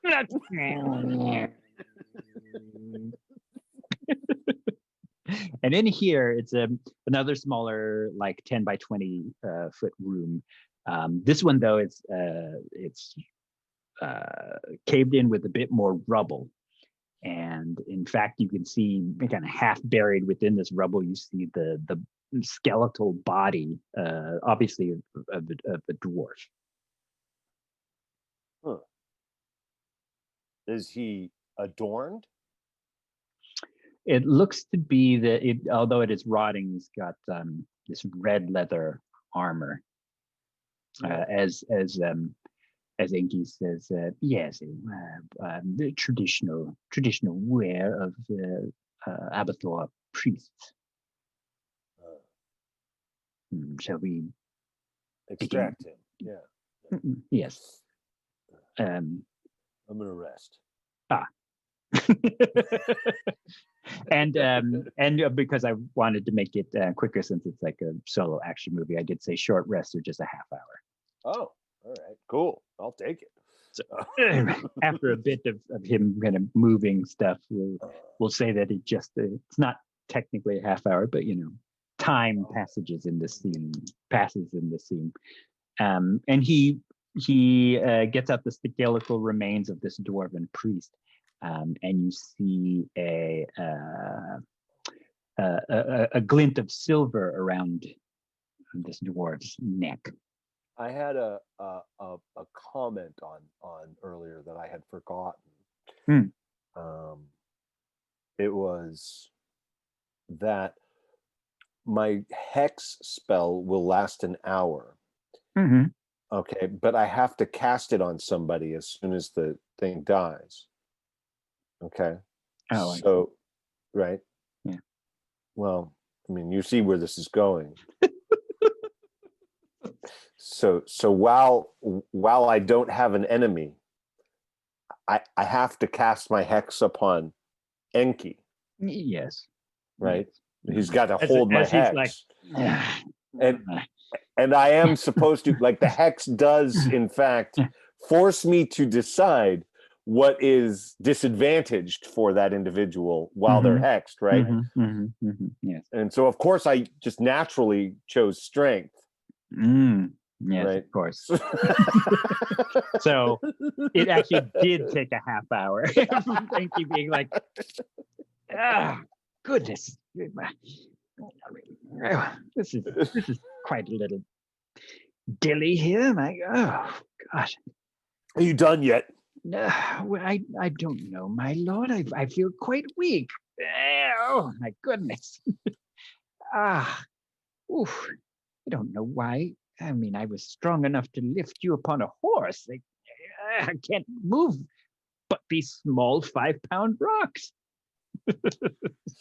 He moved on. Move out of the way. Move out of the way. Oh, thank you, my lord. He kind of grabs the boulder bag and tries to drink from it. It's empty. I'll take my shield and I'll just scoop the rest and throw them over my shoulder. Yes. He leaves the room because you just hear the clunk, clunk of stone. And yeah, you unearth the skeletal remains of this priest of Abathor, and you see the glint of silver from around his neck, or their neck. Yeah, I take the whole kit and caboodle, just bones and all. Yeah, and I'll start making my way back to the opening. Okay. Is there anything? Is there any remnants of the slime? Yes. Okay, so I'm gonna go ahead and I'm gonna have Enki get me a sample. I imagine he's got the ability to do so. Sure, of course, my friend. And on my way out. He scoops it up, pops it into probably one of the little empty containers he kind of carries around with him, because you're always asking him to like get a scoop of something weird or some poison or some venom or some gunk, just something strange. He just centaur wine. Yes. And yeah, Seder cum was the weirdest, I think. Yes, I know. Yes. Was it? Was it? I don't. The worst I remember, and then, yeah, okay. Well, do you have any? Because I could really use a good shot of energy right now. Oh, it's not that you can. No. Okay. No. Have you figured out a way to preserve it yet? Working on it. Okay. Working on it. As soon as that Seder cum potion is ready, you let me know. Because I can't wait to guzzle some.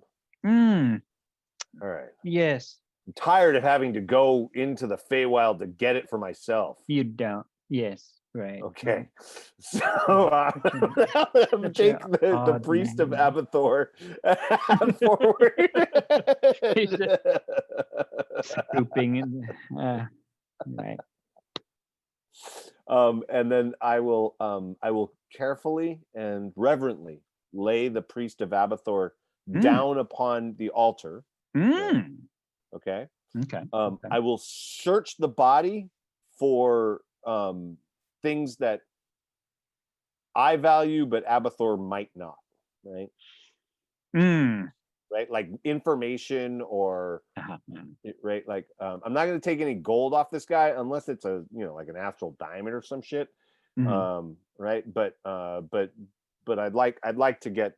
I'm going to search him to see if he's got anything that I need to know. Mm. And if Mhm. he doesn't, then I'm just going to find. And can you give me your cloak? Right. He's like, it's perfectly fine. It's an illusion. Okay. And I'll take his cloak and I'll throw it over the body there, Mm. and I'll say, "Rest easy, rest easy." You did the one thing you did notice on him is he had like a um in his silver chain he had like this tiny jeweled dagger. It's a holy symbol of Abathor. And because you can speak Dwarvish, you can see that it has runes that it translates to "greed is good." It is though. It's worth a pretty penny. Yeah. I'm not taking the holy symbol of Abathor off of the dead priest on top of the altar that I just laid there.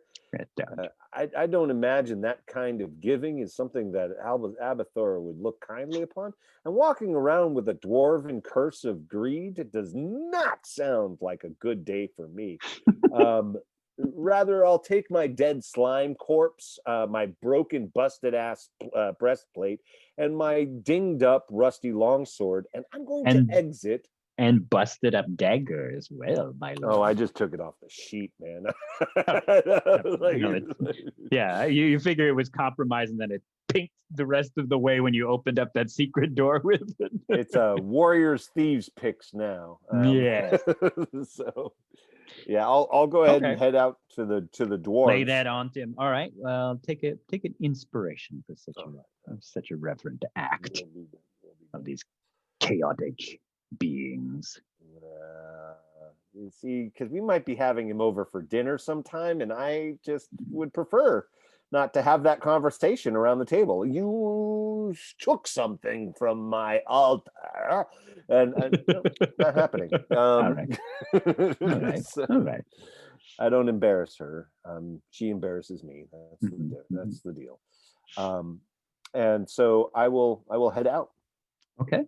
So you head out past these in the heart of the temple, past the pillars, and looking back on the body of this priest, and you come out and waiting there by a fire, giving a few rations to Sisyphus or the two dwarves, Norbus and Deslin. Mm-hmm.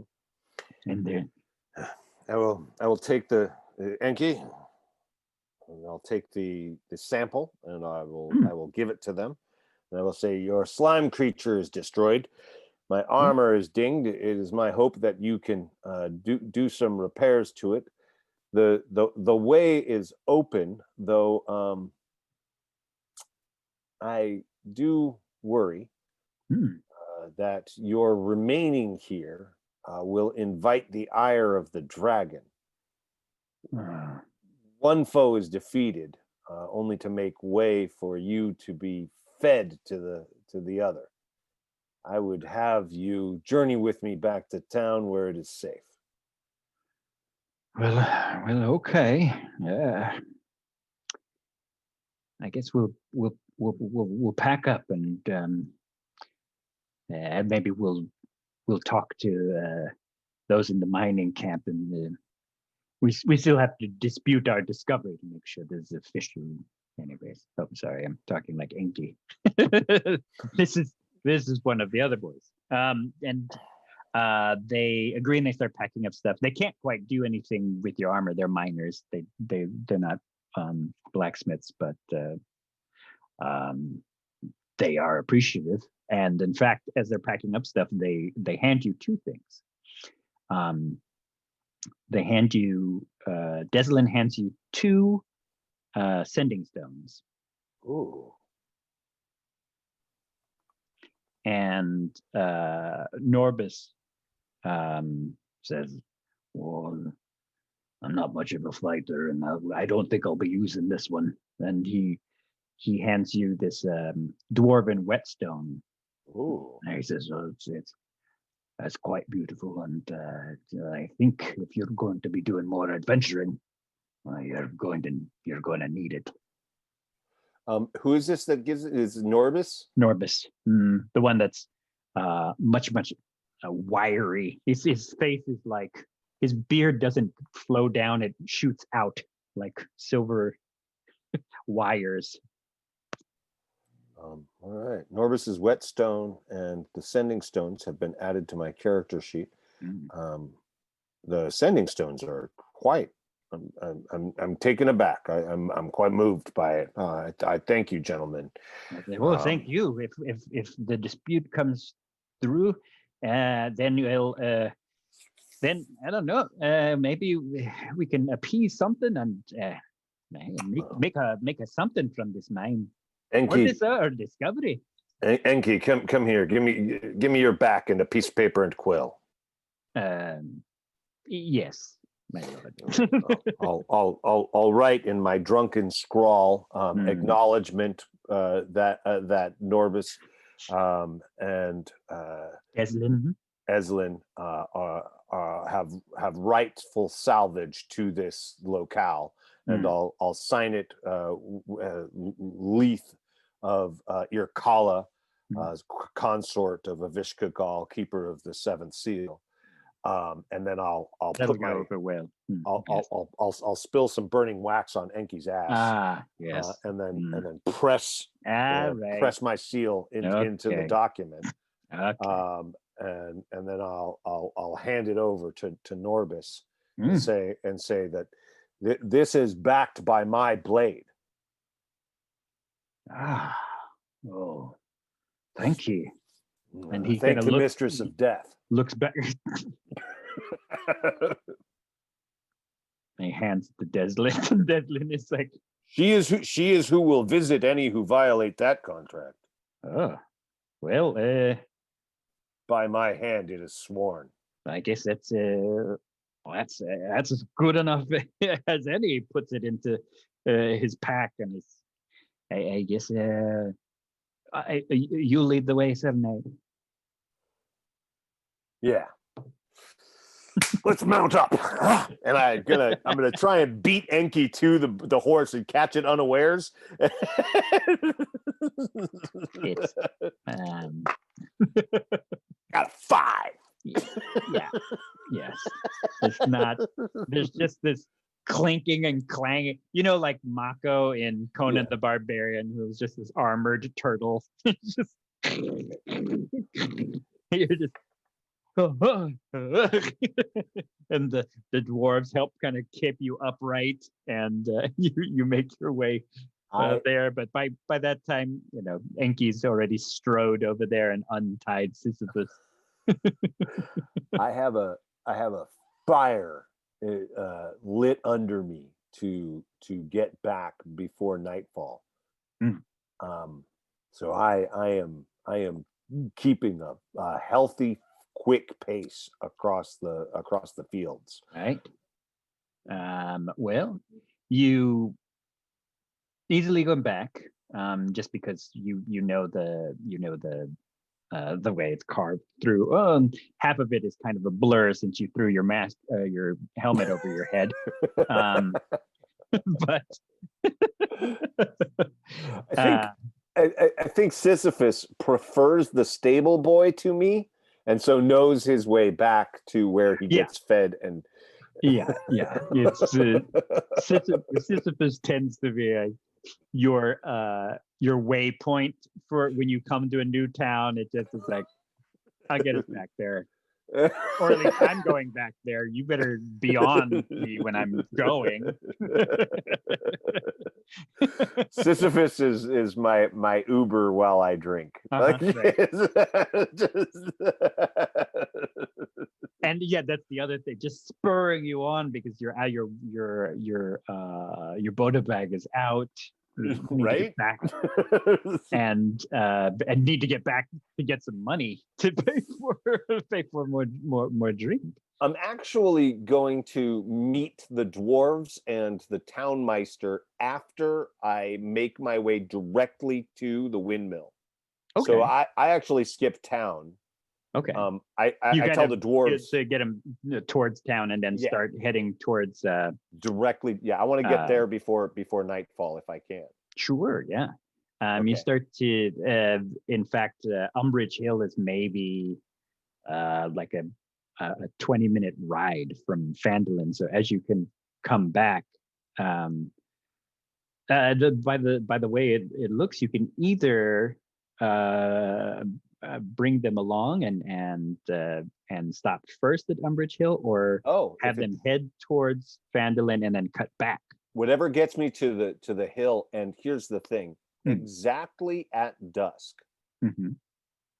So whichever gets me there exactly at dusk. I'm not really in charge of that. It's there's this thing that's happening. I need to get there right as the light is fading.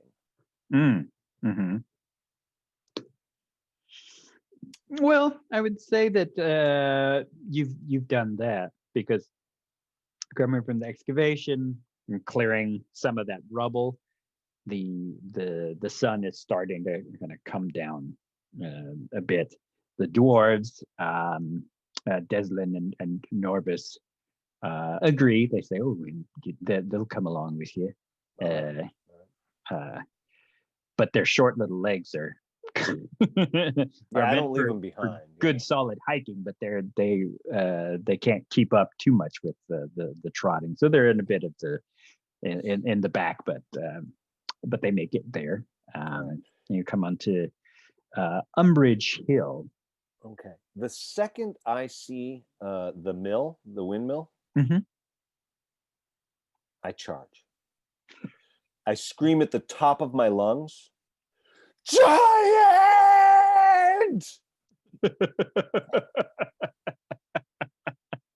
And head towards that now. Straight at it. Straight at it. Wonderful. So they are left in the dust. They're they're behind because they can't keep up. Enki probably as well, although he knows. And you come towards the Umbridge Hill, and it's built on top of the slope of the Umbridge Hill is this old stone windmill. And it's kind of surrounded by this iron fence as you're charging towards that. As you're charging towards the windmill, Giant. And you say, "Giant," and you again reach for your lance that is no longer there.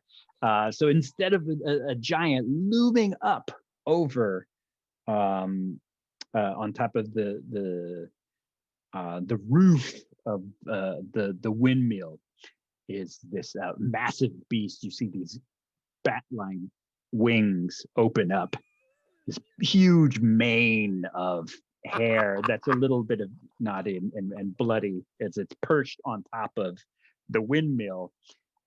These rows and rows of sharp teeth open up, and it roars at your giant coming forward.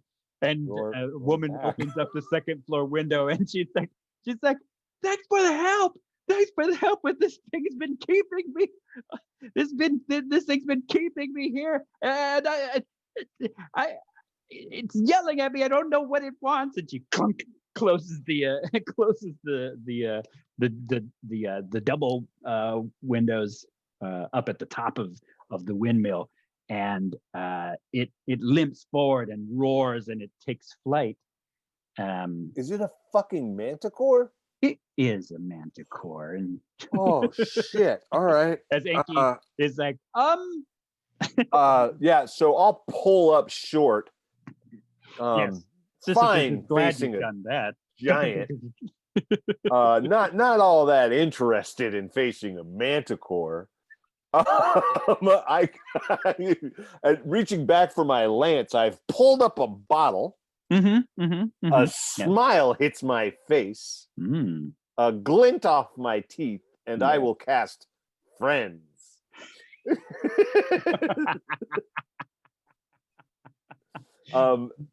The friends spell is perhaps the best in Dungeons and Dragons. For the duration, I have any one advantage creature on all charisma checks there. So I will cast friends, keep it concentrating, and say, there, friend.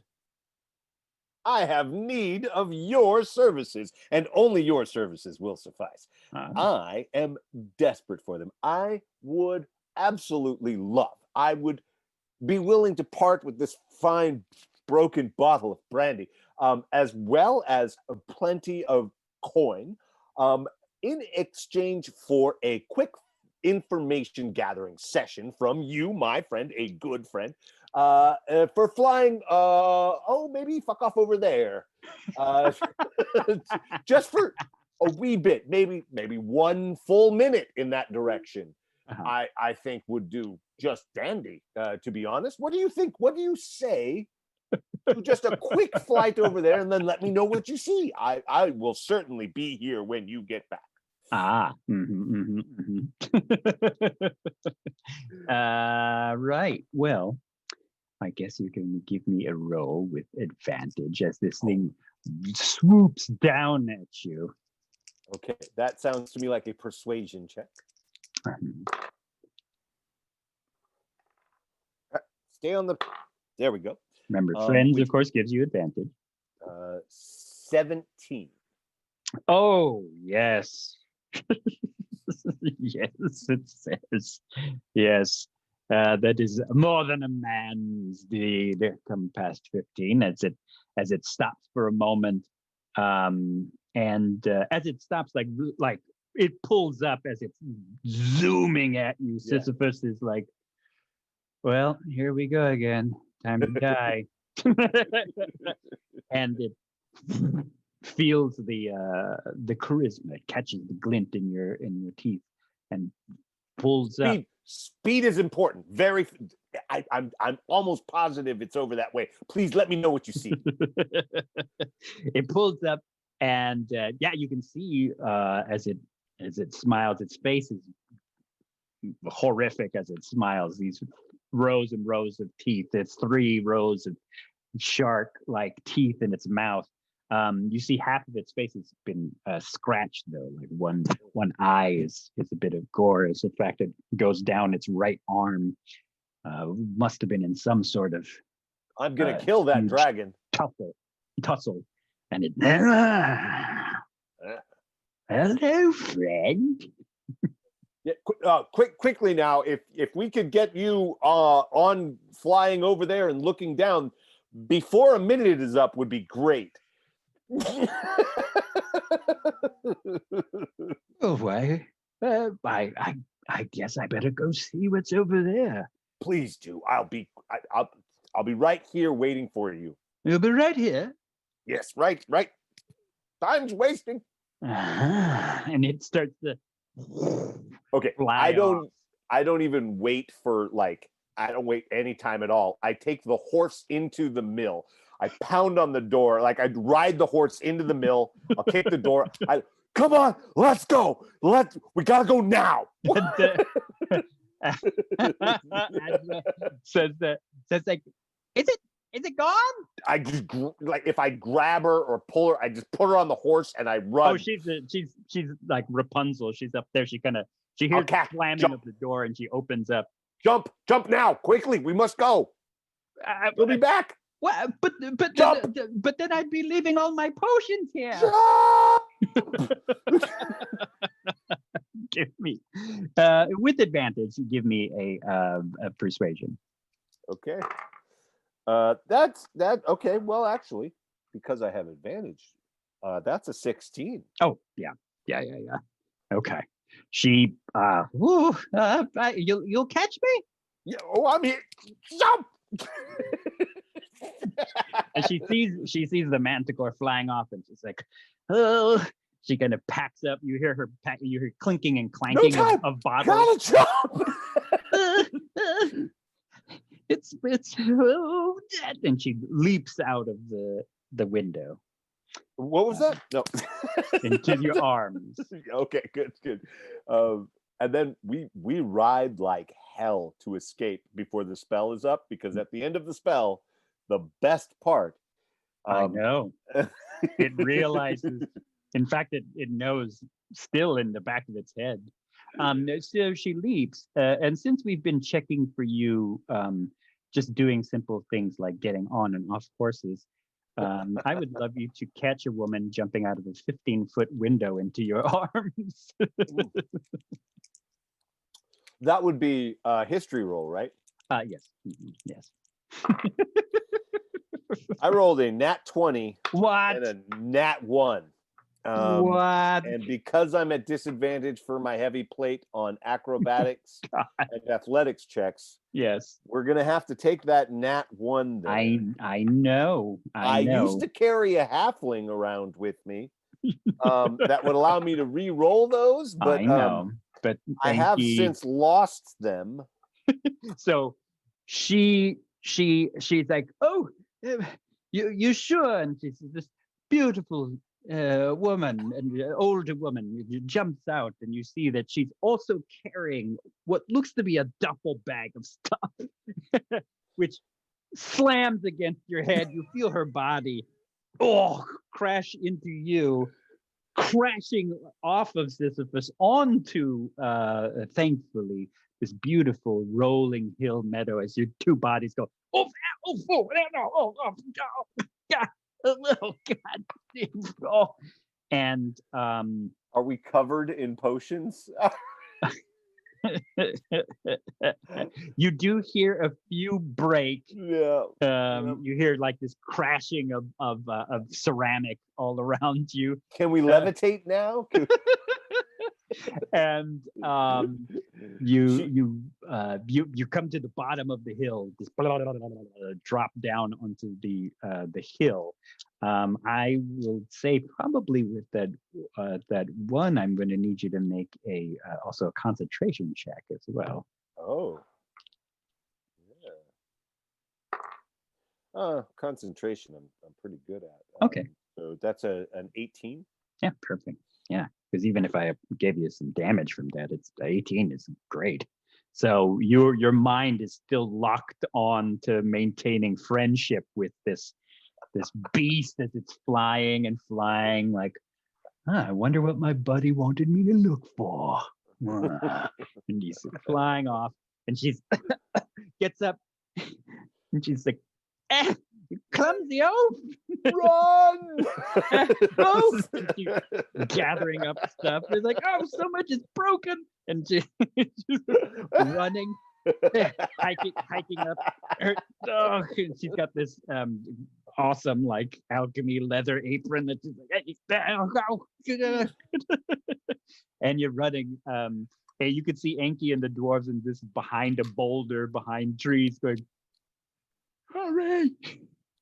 Sisyphus bolts past you. Right? Bolts past you and Adra, and start running towards Enki. Enki's like, hurry up! Yeah, we do our best. Okay. And you get to the end of this. You hop onto Sisyphus. Now there's two dwarves, Enki, Adra, and yourself, running. After a minute, what do we hear? A roar, a very upset roar, as you hear, woman, midwife, where are you? And you hear your bosses yelling, where is that dirty human? Gosh, I'm gonna give it a perception check, I guess, and I don't know how you want to hide, or will you outrun vision of a flying creature? I'm going to spend my inspiration to take away the disadvantage on my stealth check. Gotcha. And that will give me just a straight -1. I'm very excited about it. No, that's good. I rolled a 15, so that's a 14. Ah, That's a 14 stealth to get away whoa. from the manticore. And it rolled. Oh, no. Yeah. It only rolled a 13.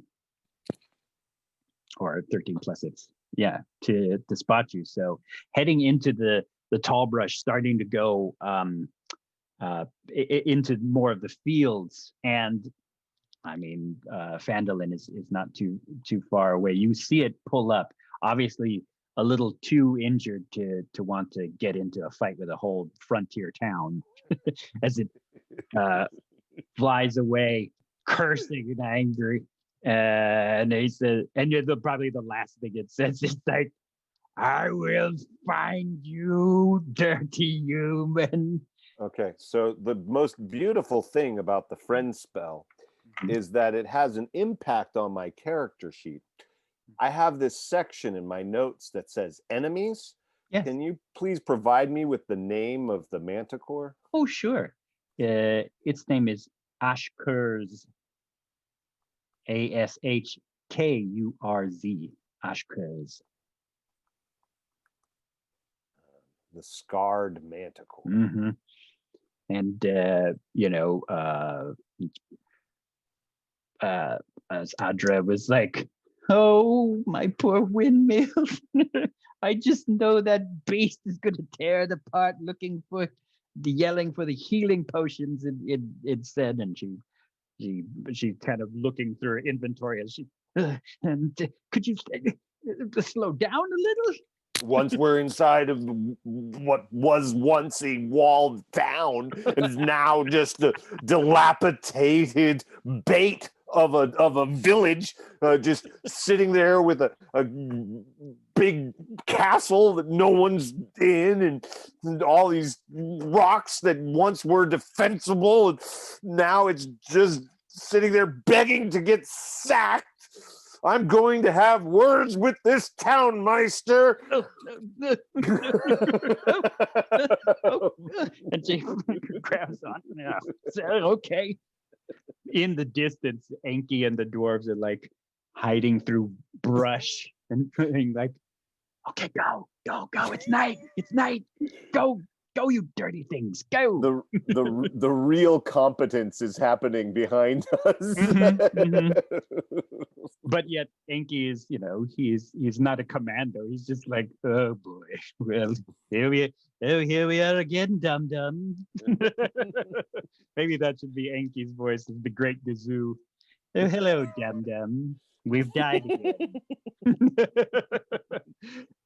So after a while, they get to 10. You get to 10 with Adre, and it's come night, like dinner time. Dusk is now turned into early evening. Yeah, the smells of food as everybody is at home and hearth, relaxing. Then you come screaming in on that horse. My stomach makes the loudest grumble that was ever heard. And then I just look around and I say in like that 4-year-old baby voice, "Enki, I'm hungry." It is a while before you see Enki like come forward into town, into Phandalin, and you kind of are there, but you're in the center of this town. I look at this map and it's beautiful. I love Phandalin. I've drawn it a couple of times. Oh yeah. And I think it's a phenomenal place. And I've forgotten the name of the artist. Skelly, Mike Skelly, I think. Yeah. He's just brilliant. So I imagine I was coming from the south. Is that right? Uh-huh. Okay, so I came. You're coming from the south because you'd be headed to their via north. Yeah. Mm-hmm. All right, so I'm probably right next to Harbin Wester's home then. Uh-huh. Okay, so as I'm waiting for Enki, I'll probably just walk up to his house and like knock. Yeah. He'd you come to Harbin Wester's desk and gunk gunk gunk knock on it. It's a nice hall. It's a sturdy stone walled hall with this kind of pitch wooden roof. Has a bell tower at the back. In fact, you see like the job board not too far away, and you hear this person. Yes. No, my name is Lethe. I'm a lord visiting your villa. I went up to the castle to visit the reigning lord, but found none. Only a dilapidated ruin with them. As I look about your town, I can see that your liege lord's castle is being used to make these houses here, and I am greatly concerned. I have taken it upon myself to offer your town the protection of my services, to lend it my shield and my sword. In so doing, I have retrieved this woman from her windmill and offered warning of the great dragon unto these dwarves, Norbus. Adabra? Yes. And so I've done these things, and now I've come seeking the tithe due me, as a lord offering protection. I assume that you've recently sworn fealty to Never Ember. Yes. Oh, you have you? Wow, that's unfortunate. No. I mean, I've sworn to my town, Phandalin. We're here making a go of it on our own. Yes. Yeah, Good. like Yeah. shouting behind a closed door. And he's like, "Where's Adabra?" And you hear Adabra before she leaves your side says that, "I'm okay, Dolman. I'm all right, town master. Yes, it's a crazy thing about the dragon, but then I had to deal with some other creature coming by the house. Whatever this dragon thing is, he must be throwing all of the sword, the mountains in disarray." Well, and she hands you, Lethe, 3 healing potions.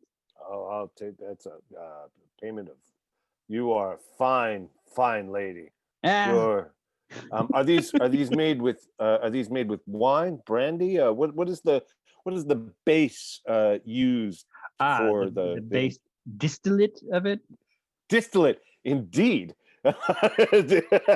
Happy, excited, and the like everything else forgotten as he engages in discussion of brewing and as you hear Harbin is like, he kind of has this little peephole thing, and he's like,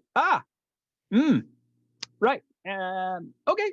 And he closes it as you drift away, and he's waiting. All right. She says it's a kind of a mulled wine. Oh, I will put that in the description.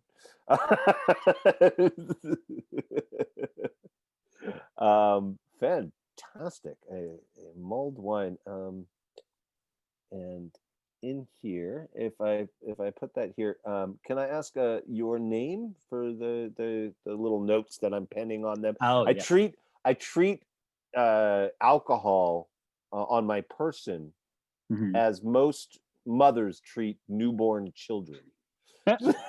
She's actually quite pleased with that.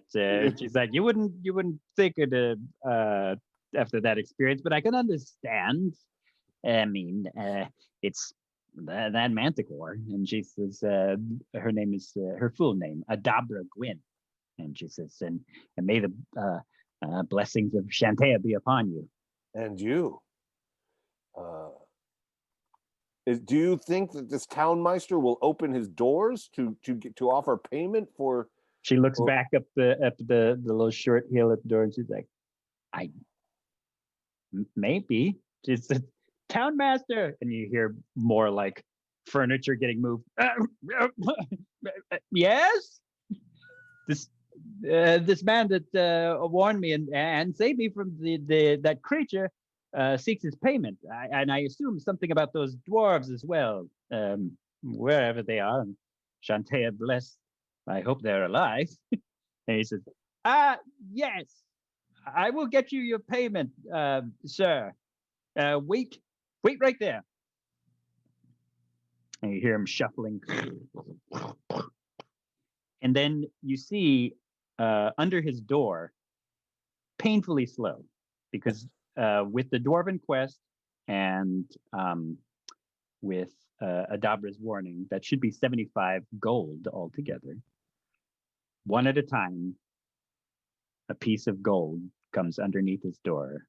1, 2, 3, 4, 5. Does Enki arrive before or after he finishes? 7. When he gets to about 30, you see Enki and the dwarves. Grateful. I will turn to Enki and 31. say, I will explain that the money is coming 32. from under the door. Please do collect it. It's just piling up, and Enki's like, yeah. By Enki. now, he's in like frontier clothing again. Enki.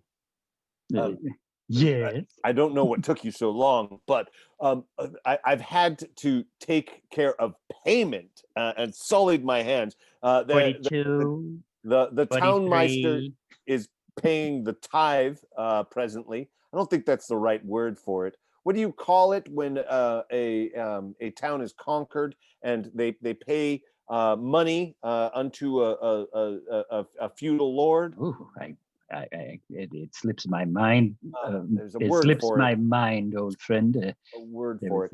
I think because I was running through the brushes from a manticore. Well, in any case, tribute. Yes. Please accept this town's tribute and inform it that I'll be staying in that castle there. And in the ruins, man. Yes. Yes, my lord. Yeah, well, that castle there.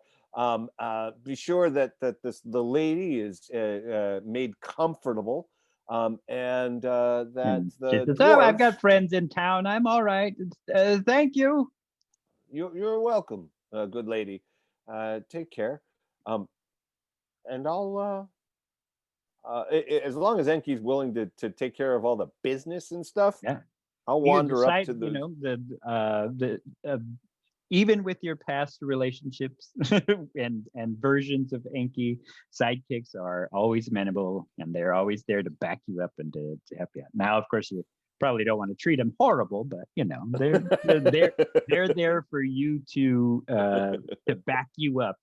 And so he says, "Well, all right, old friend, I'll be here." Come up and 44.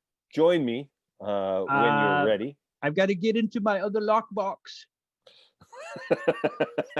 Wait right there, and you hear like him going, and Enki then scoops up the rest and starts putting it into her bag. All right. When you do come up, please bring supper and bedding for the both of us, and we'll need some construction tools. It looks like, and I'll make my way up to the castle. Cold, abandoned castle ruins. Yeah, because in Leith's eyes, it's still what it once was, but we look, the viewers look, it's just rocks. It's just rocks and a couple pieces of old moldy timber and whatnot. Right.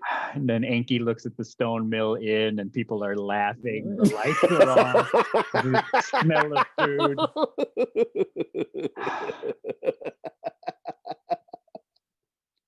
After I wrap up here, old friend, I found it. Where was I? 44. Yes. 45. And that's where we will leave you perfectly at 9:30 as you're headed towards ruins to sleep. No, I'm heading towards a magnificent fantasy castle on the hill. That's right, a beautiful castle still within the swirling fuel of the Styx River mind of Lethe, this delusion, like he's Tom Hanks in Mazes and Monsters. He's just seeing a castle where the That's right. twin towers were. Delusional man. Are you pulling Sisyphus with you? Oh fuck yeah! Yeah. So both Sisyphus and Enki look at the stone mill. Sisyphus looking at this beautiful stable, just pulling. With a knowing look in Enki's eyes, Enki's like, "I'll untie you and we'll sleep there later." And so we just gotta tuck him in until he passes out. Right. I just imagine him like during the rolling credits, right? Picking his way through the rubble, and going to a place that he'd been before, right? Yeah. When it was a beautiful castle, right? Yeah. And then like standing in a place where he was once before, but now there's no lord here. So he just goes and sits in the broken rubble that was once the throne of this manor. Right? he sits there, and the camera swoops past the town. Just imagine, that end of, I think, Conan the Destroyer, where it's just like him on a throne, right? Like all fucking Arnie, all ripped and oiled up and beautiful, right? But just fat and collapsed in, ill-fitting armor, motley, broken pitted sword, beaten up, still bruised a bit from tumbling down a hill. Couple of things I would hope to have done before we started up again, if we get a wonderful chance. Thank Marcus. Thank you. Oh my God. Thank you. Yeah. What thank you. Is there a way to pay for the repairs to armor and sword before we pick up next time? Yeah, I think so. I think a few days will pass. In the morning, I'm sure Enki can run to the blacksmith and ask him to work on a few things. Okay. I don't know what I would charge for that. I don't know what you would charge for that, or how much it will take out of me. Well, we'll take a look at it. It might be all that you made, but sure, we'll see. Right? I don't think it will be. I don't think, it's I mean, you made a pretty penny, so. Is there a chance to, I don't know, Enki has light and firebolt as cantrips here. Is there any chance we can get him the mending cantrip at some point? Because that would be a lot easier and cheaper than paying for repairs all the time. Well, and sidekicks do have, as they grow, they've got a list of spells that comes to them depending on what they are. Awesome. He's a mage, and so he's going to get certain things that come to them, and it should be on there. If not, then I will send you that information, but it should be on your sheet. But if not, I'll send you the list of him leveling up, because speaking of which, according to the Dragon of Icespire Peaks, you level up every time you complete one of these starting missions, and you've completed 2. You are 3rd level. I didn't even fight that manticore. You encountered the manticore. I don't do things like you need to smite and kill. You need to explore and encounter certain things. Plus, which you have an enemy.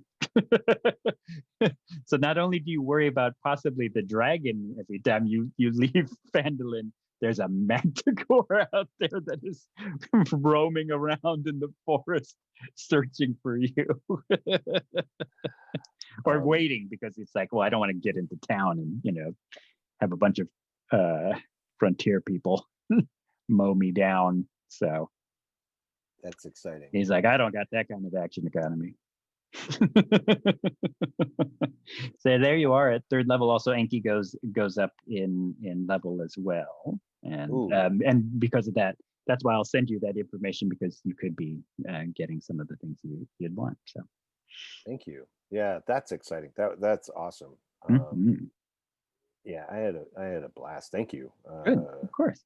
That's a good thing. How do I yeah, it's weird because I'm looking at this spellcaster mage Mhm. in here, and it says customize. I can give him a name. I can say what But it's not size he is, and I can okay. say that he's a fiend. Yes. I'm going to leave alignment blank for presently, and then I will set that down. But how do I level him up?